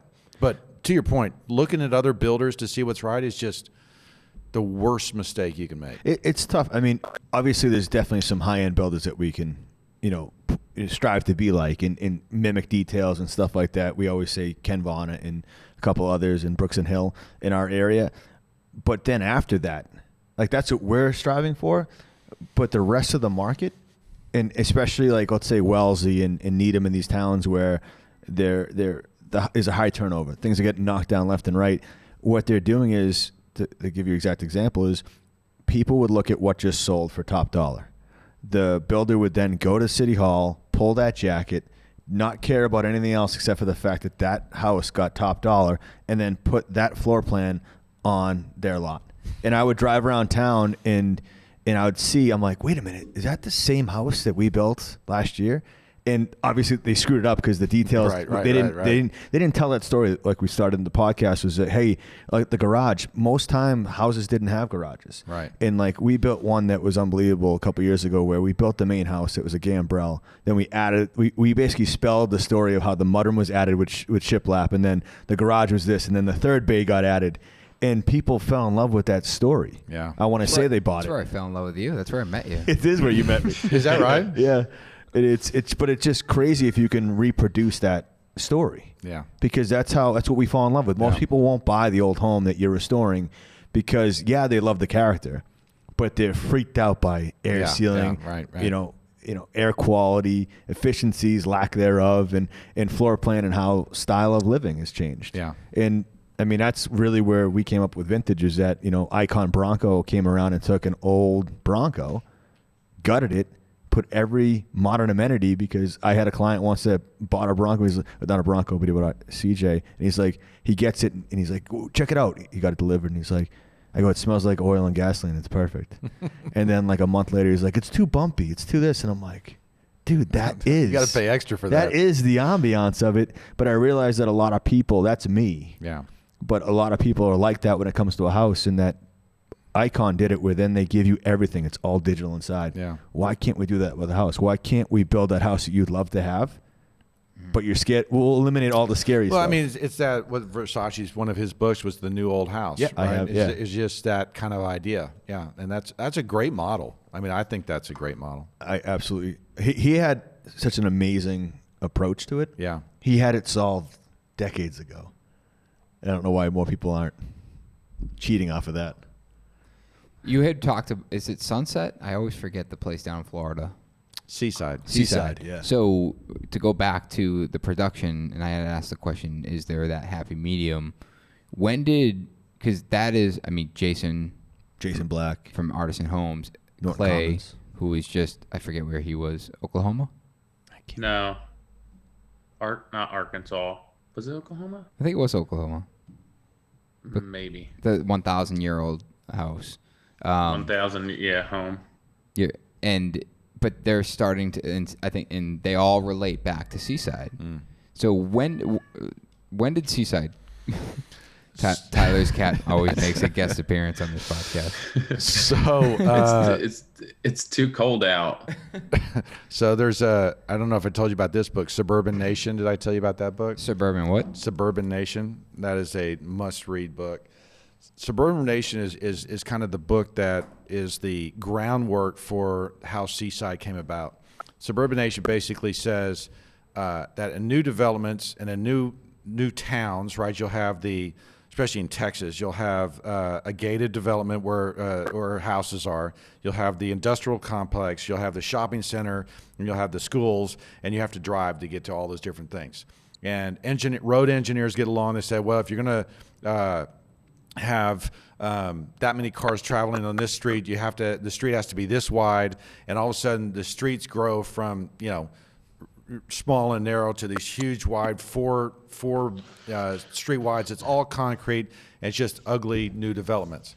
They said, look back at the developments from the 1920s when you had everybody lived together or close by. The school was, everybody could walk to the school. There was a local store you could walk to, and the rich people lived on one street and the poor people lived just maybe a street over. But if you're a college kid, you lived in the back house of one of those rich houses.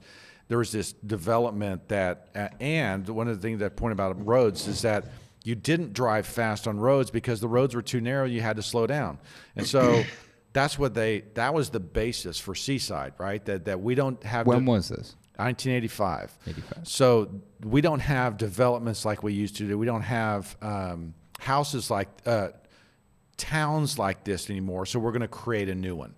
The Truman Show was shot there whenever that was in the early 90s. And so it's walking everywhere. If you drive there, you park your car in the back or in a back area, and then you're literally on bikes walking around the rest of your time there. Like, we've rented houses there 3 or 4 times, and it's just idyllic. And so everybody's walking. No one's driving cars. You're walking to the local store. You go grab lunch. There's food trucks. It's idyllic. And what happened at Seaside is that was 1985, and if you were there in like late 80s, the houses on either side were junk. Okay, they were typical kind of beach houses built in the 70s, kind of cheap construction, a lot of plywood for veneered walls. It was just ugly. Now there's watercolor on one side, and then there's Alice Beach and Rosemary Beach and all these developments that has just exploded. And now you'll see stickers that say 30A on it because that's the highway that runs through there. That whole development's just become this beautiful area, right? And so if you've heard of the thing called traditional neighborhood developments, okay, which are about getting back to porches and front and sidewalks and everything else, that started because of Seaside, right? That whole thing started as a way of building. Now, Seaside is incredibly expensive, and so someone will point out, yeah, that's just utopia, and only rich people can live there. I would say that the reason it's so that it has value is because it's beautiful and people want to live there, right? Mm-hmm. And if we created our neighborhoods to be beautiful like that, people would go there. I mean, Stephen Mouzon is a writer and thinker. It's a new urban guy, and he's like the reason people don't.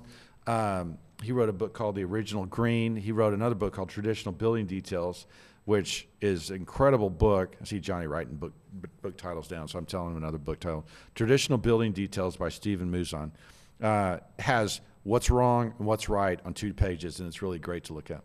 As far as I would hate that because I would be not wanting to be on the wrong side. He's a funny guy because he goes. John would have his notebook and tallying. He's like, "All right, one good. I got that one wrong. Plus minus. We gotta get that one." Okay. Anyway, Mouzon talks about the fact that the reason housing developments go bad is because they're ugly. No one wants to invest money to fix them up. And so if you create a beautiful place, people want to invest their time there. They want to invest their money there. And so Seaside is that start of that. Am I wronging?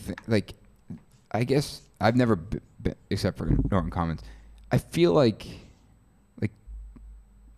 you get trapped. I don't know. I'm trapped how? like that's where you are. You go to school there, you shop there, you live there, and it's like you're in this community that you What never happens leave. now? Like, I'd rather be trapped there than in some of these neighborhoods. What's wrong with that? Yeah.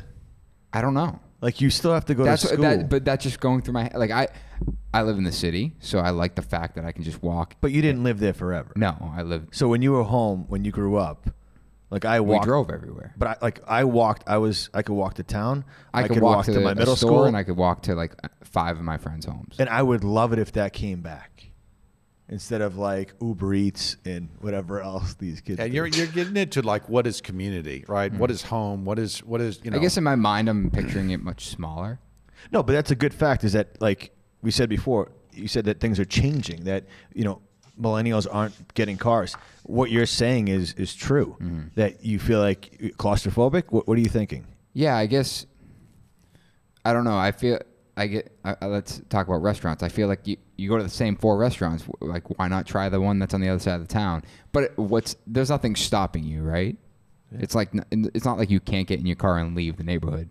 I don't know. Just part of me envisions this Well, you think of little tiny neighborhood that you never leave. It's But look at Norton Common. My wife grew up in Nahant, and whoever listens to this that lives in Nahant, no offense, but she always says like no one leaves it. It's a 1 square mile island off of Swampscott that that they live there. They never leave, and her and one of her friends are the only 2 people that she knows that ever left that town. And to her, that's weird. To me, that sounds weird. To me, that's what this sounds like. So the thing that they were fighting, okay, which we have a lot of in Texas, is the gated community, right? Where Eliminating the gated community, because what you have in a gated community is everybody has $400,000 houses. It's not inviting. Also, it's not inviting. Yeah. That's claustrophobic to me, because then you have to get in your car to go shopping. You have to get in your car to go pick your kids up. I guess that's what I'm thinking is more of the gated community. Yeah, I mean that. Yeah, so Seaside's not. No, there's no gates. There's no 30A actually runs right between there, and people. It's green spaces. People are just hanging out, throwing the frisbee. Just you can walk down to the beach. You need to go there. That's your next trip. I love the fact that you rent the place there, because I'm like, that never even crossed my mind. Well, it sounds like heaven. You can go to it's seasideflorida.com, seasidefl.com, and they'll have rentals, and you can go rent a house there. You can do the same thing in Rosemary Beach or Alice Beach. Just throw a huge. Maybe the modern Instagram craftsman can rent a house. Yeah, there. Exactly. Or watercolor. I don't know if I like people that much that I want to be around people. Like, I kind of like where I am. I can't see my neighbors. Nobody bothers me. It's nice. I don't have to talk to anyone. After you go, you need to tell me what you think. Maybe. I mean, let's just we'll book a trip there. Sounds I think it'd be cool. Yeah. Yeah. I'm in. So the first time I met you, Brent, was actually at, it had to have been at least 10, 12 years ago now at Kuiken Brothers. You did a speech on maybe the misused or confused chair rail. Sure. That was a long time ago. Yeah. Maybe 12 years ago. Yeah. I feel like that was either when I had first started my business or possibly before. I think it was actually before. I think I was still in college. And it's interesting because I've taken that into a lot of aspects of our business as far as scale and proportions and kind of questioning everything that's standard and, why people do things a certain way. And I've always found that speech and kind of shedding that light on that and to question everything invaluable to what we've done. Even as far as we're on a job now where we started one thing and the customer has us going from one room to another, and they're having issues in their bathroom with crown molding that's up. And it's like a 7.5 or 8 inch one piece crown molding. Is it foam? It's not foam. So they have, MDF. you could buy MDF or you could buy finger jointed pine, which this is finger jointed pine. I never use MDF, but almost rather would have them used MDF because the issues that they're running into is in the wintertime, they have a 3/8 of an inch gap at the ceiling because it's shrinking so much. Which again, brings me back to things just being wrong. The reason that they have a 7.5 inch crown molding up there now is to look like a multiple built up crown molding, like there's many layers. It's not plaster. It expands and contraction, just leading to so many issues down the road. I guess my comment would be there used to be this idea of restraint that you wouldn't throw a 7-inch crown mold into a bathroom, right? That there was a hierarchy of rooms that, unless you're going to have a party in your bathroom, there's no reason to have a 7-inch Wait, how crown. big's the bathroom? That's a different lifestyle. So historically, and that's the true historic precedent, you never would have done that. I mean, you would.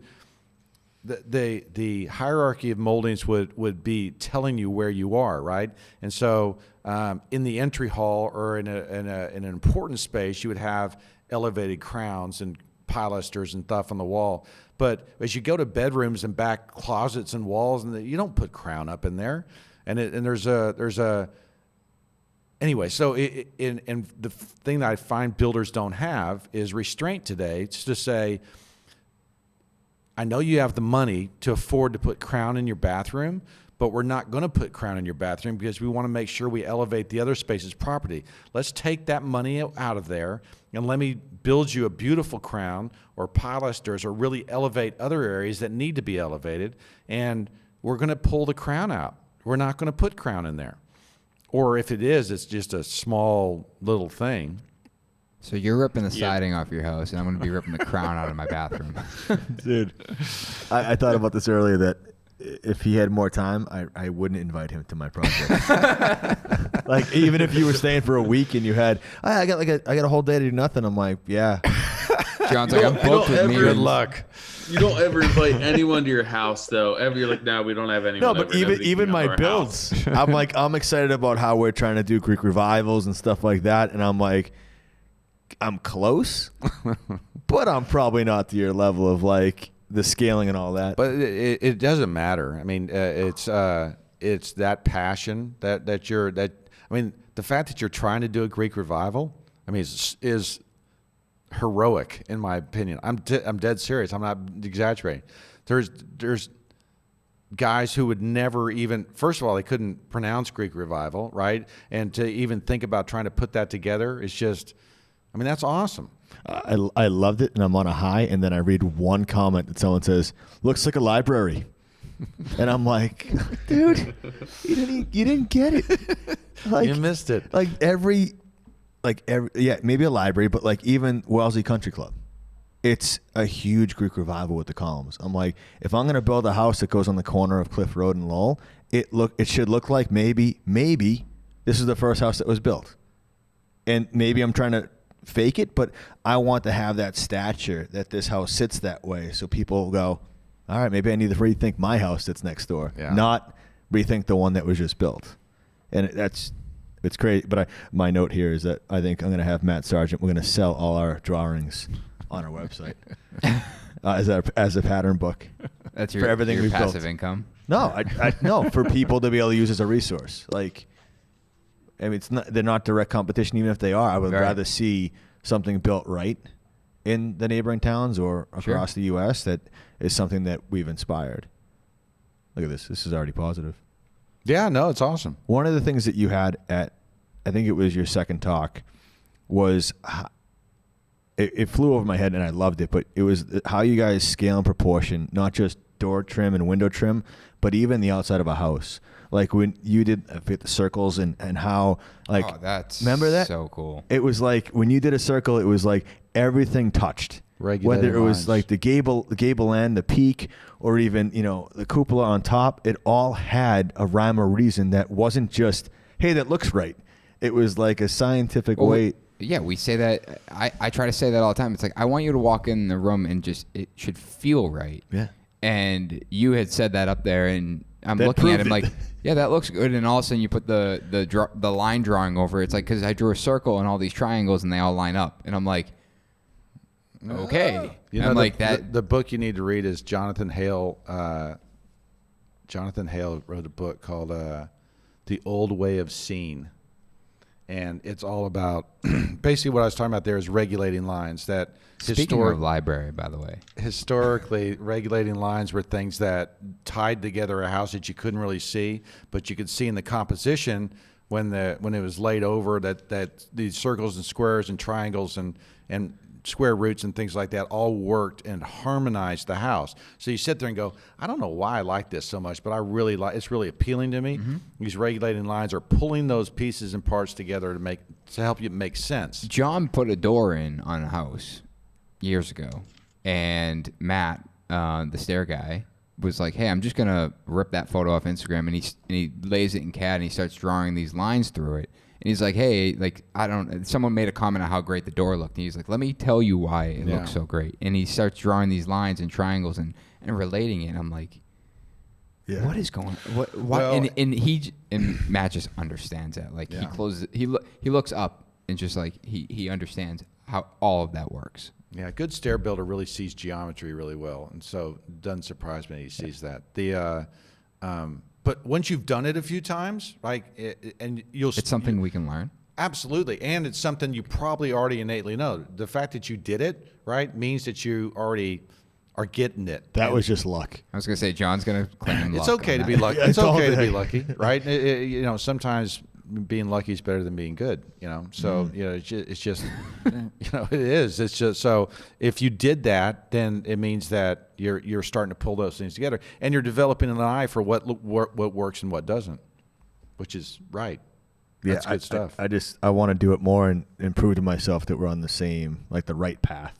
Like when some things do bother me, like when we're getting real close, like even Matt right now, our architect out of Virginia, he doesn't give us like 2-inch thick set of drawings because he's like, I let you just run with it. Like once we approve the floor plan and the overall like look and feel, he's done. The houses we're building, they're probably 7 to 10 sheets. Yeah, and that's it.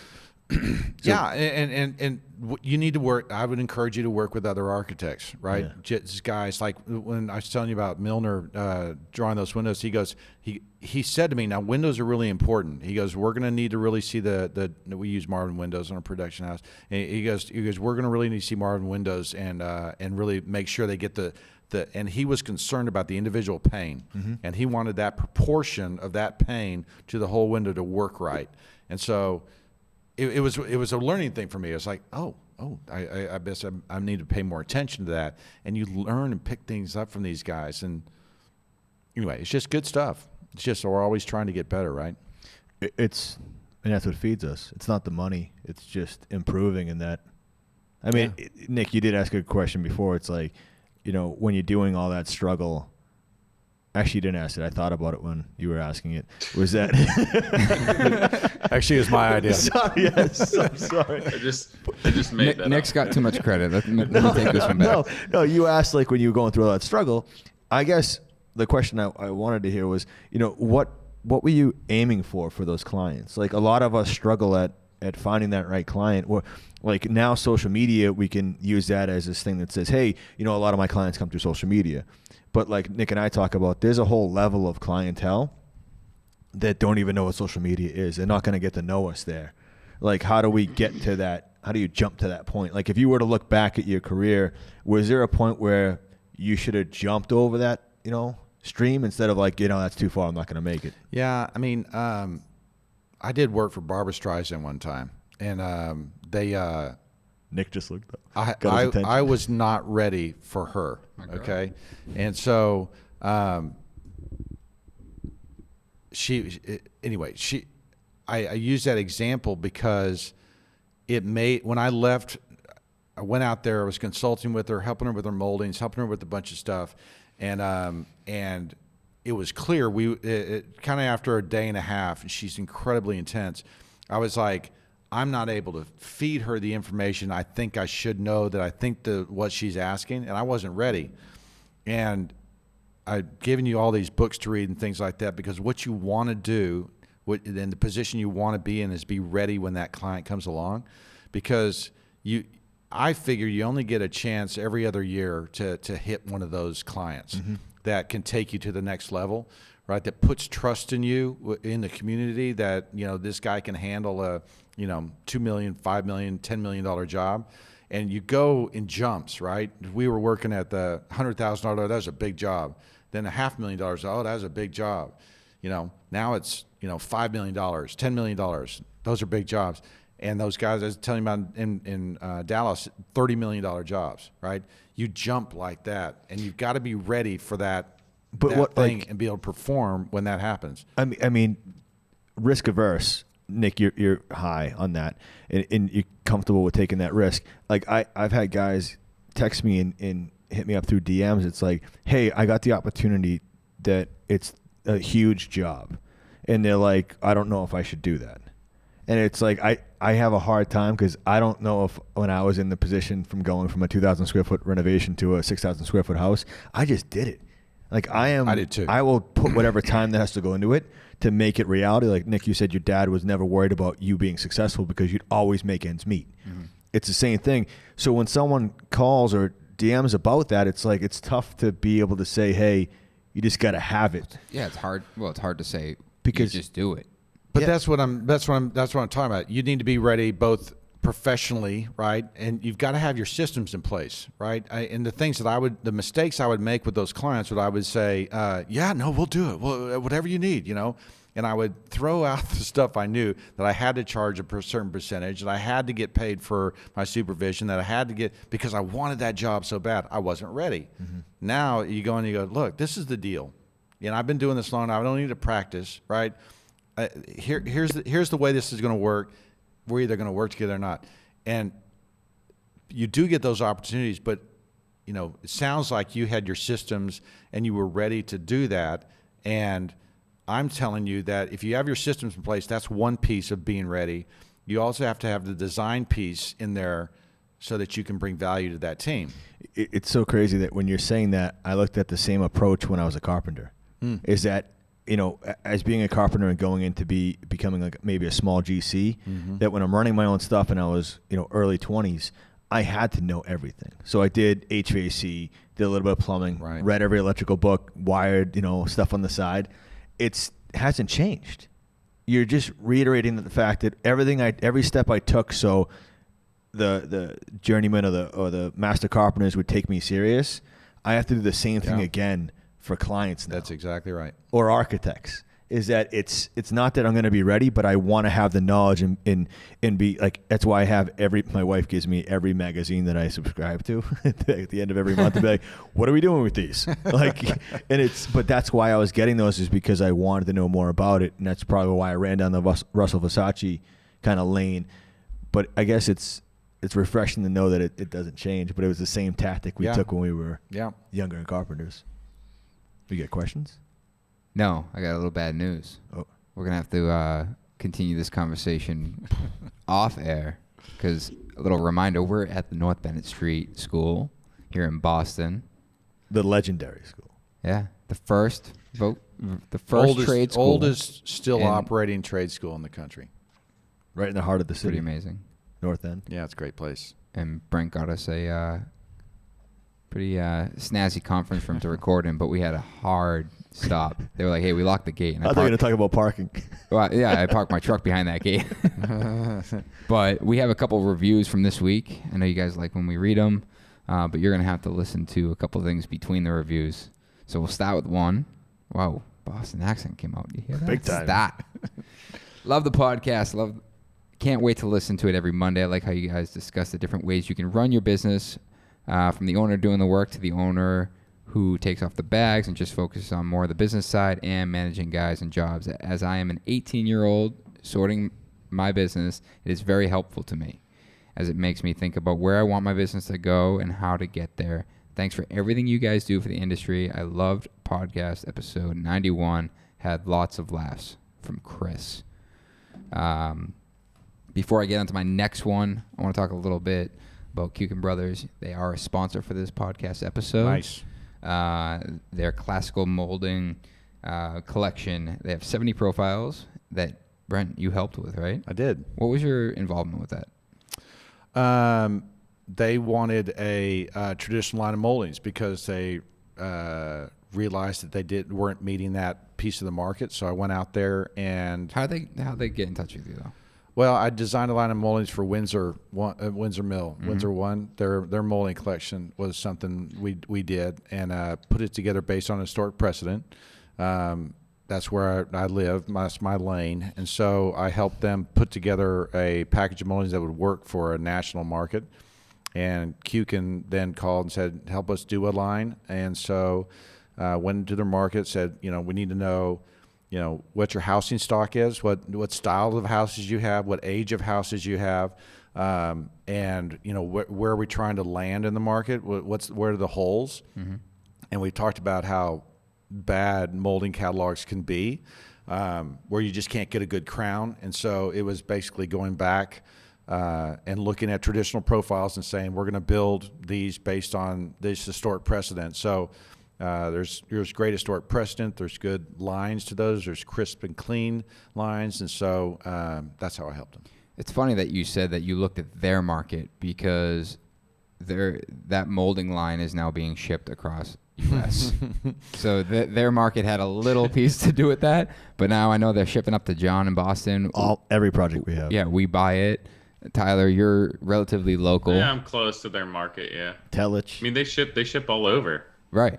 Telich and Baton Rouge. We have clients. We have people to call us and say I had a person from Arizona call and say we want some good moldings. And I told them about Kuiken. I said those are good moldings. It's basically it speaks to the drought of good moldings in the market that they're having to ship so far. But Ryan and that team is great, and so they do a good job. Yeah, they really do. And so they're smart guys, and so. The great business guys, and so it's a great company. I'm sure everyone that listens to this knows where to find them, but KuikenBrothers.com and at Kuiken Brothers on Instagram. We can give Ryan's personal cell phone. Hold on. He would love that. He would. Tuesday morning when this comes out, he's going to text all of us. Thanks for not giving out my number. Yeah. We got another review up here. Fellas, it's great listening to you guys discuss the ins and outs of the industry. John and Nick, I'm right in your backyard on the South Shore, so don't be surprised if you find some rando walking your sites. Mm-hmm. As a self-performing remodeler, it is great to know that my problems and successes are not exclusive to me. It's also great to find out how much I don't know. You guys bring a ton of knowledge and interview some of the greats in the industry, and I look forward to every episode. Tyler, I feel like I relate most to your business model, and it's great to know there are guys like us who still do the work and be involved in all aspects of the project. Keep up the good work. Thanks for helping us smaller guys step up our game. Or another one, the most inspirational podcast I have listened to. Y'all continue to add on to any research I do separately on how to improve building standards. It's nice to listen to others who have the desire to actually care. I seem to be surrounded by people who just want to get the job done. Between Johnny's typical why questions and not accepting anything but the best, Nick's calming, intelligent advice. I like that. And lastly, Tyler's hilarious inserts and random wise remarks. Y'all have helped us become a better company, and we appreciate it. See y'all in January at IBS. This podcast is also sponsored by Cape Cod Lumber. Speaking of IBS, that's coming in January, but before that, December 12th, in Randolph at Lombardo's, the Cape Cod Lumber Build On Expo. This is a free event, so if you guys are interested, no excuses. Yeah, I think just got my plane ticket tonight. I think we're looking to get like 500 people there, and it's quite a lineup. I know Sean Van Dyke's going to be there. He's doing a couple talks. We are going to be there. We're going to be talking about attracting, developing, and retaining youth talent. Amy Lynn and Brian Sharon from Silver Phoenix, they're going to be talking about how interior designers can add value, something we talked about today. Yes. And then Gary Striegel is going to be there doing all-day carpentry demos. So that is 9 a.m. to 4 p.m. December 12th, Randolph at Lombardo's. You can find more information capecodlumber.com/build-on-expo. I definitely wrote that down. You guys can slow that down and rewind it. Yeah. Turn off the 1.5 speed. Yeah. I got one more broad topics. This is Brian over at Pioneer. Each host brings something different to the table. Johnny has a realistic, practical blend of commercial, professional building insights. Nick has an unquenchable thirst for knowledge. If he doesn't know something, he asks questions and isn't ashamed to reveal his ignorance. How else to learn? Tyler has some of the most quirky, off-the-wall expressions you'll ever hear. And he is thoughtful about his own family and mental health, something that doesn't get enough attention to detail. The guests are broad-ranging. They don't stick to just one narrow segment of construction. Enjoy. As my anxiety builds because I'm watching the clock and I'm like, you guys are going to get stuck there. Well, as always, guys, we're on Instagram, the Perry Modern Craftsman, the moderncraftsman.org, and make sure you email us. We actually have a ton of emails. We do, yeah. We need to catch up on that. Info@themoderncraftsman.org. And make sure you guys leave a review. Share them on Modern Craftsman Monday. Just broke 600. 600 reviews? Yep. On iTunes. That's the ones we're reading. Keep them coming. Hit them. Thank you. Awesome. Oh, wait. Thanks. We didn't even give him a tag. We can't end the episode like that. Brent, where can they find you? Hull Millwork, Hull Homes is Instagram. Hullmillwork.com is the website. Yeah. Fantastic. So maybe if you get us a link to all your literature and books and stuff that you have out, I have all tag. the time. He also, I mean, everything that he has as well too. Oh, that he's written. I've got a list of kind of must-read books for craftsmen and builders, and so I can share some of that stuff to you. Great. Yeah. I was referring to your own, but Oh yeah, well, there's some of that's pretty good too. yeah.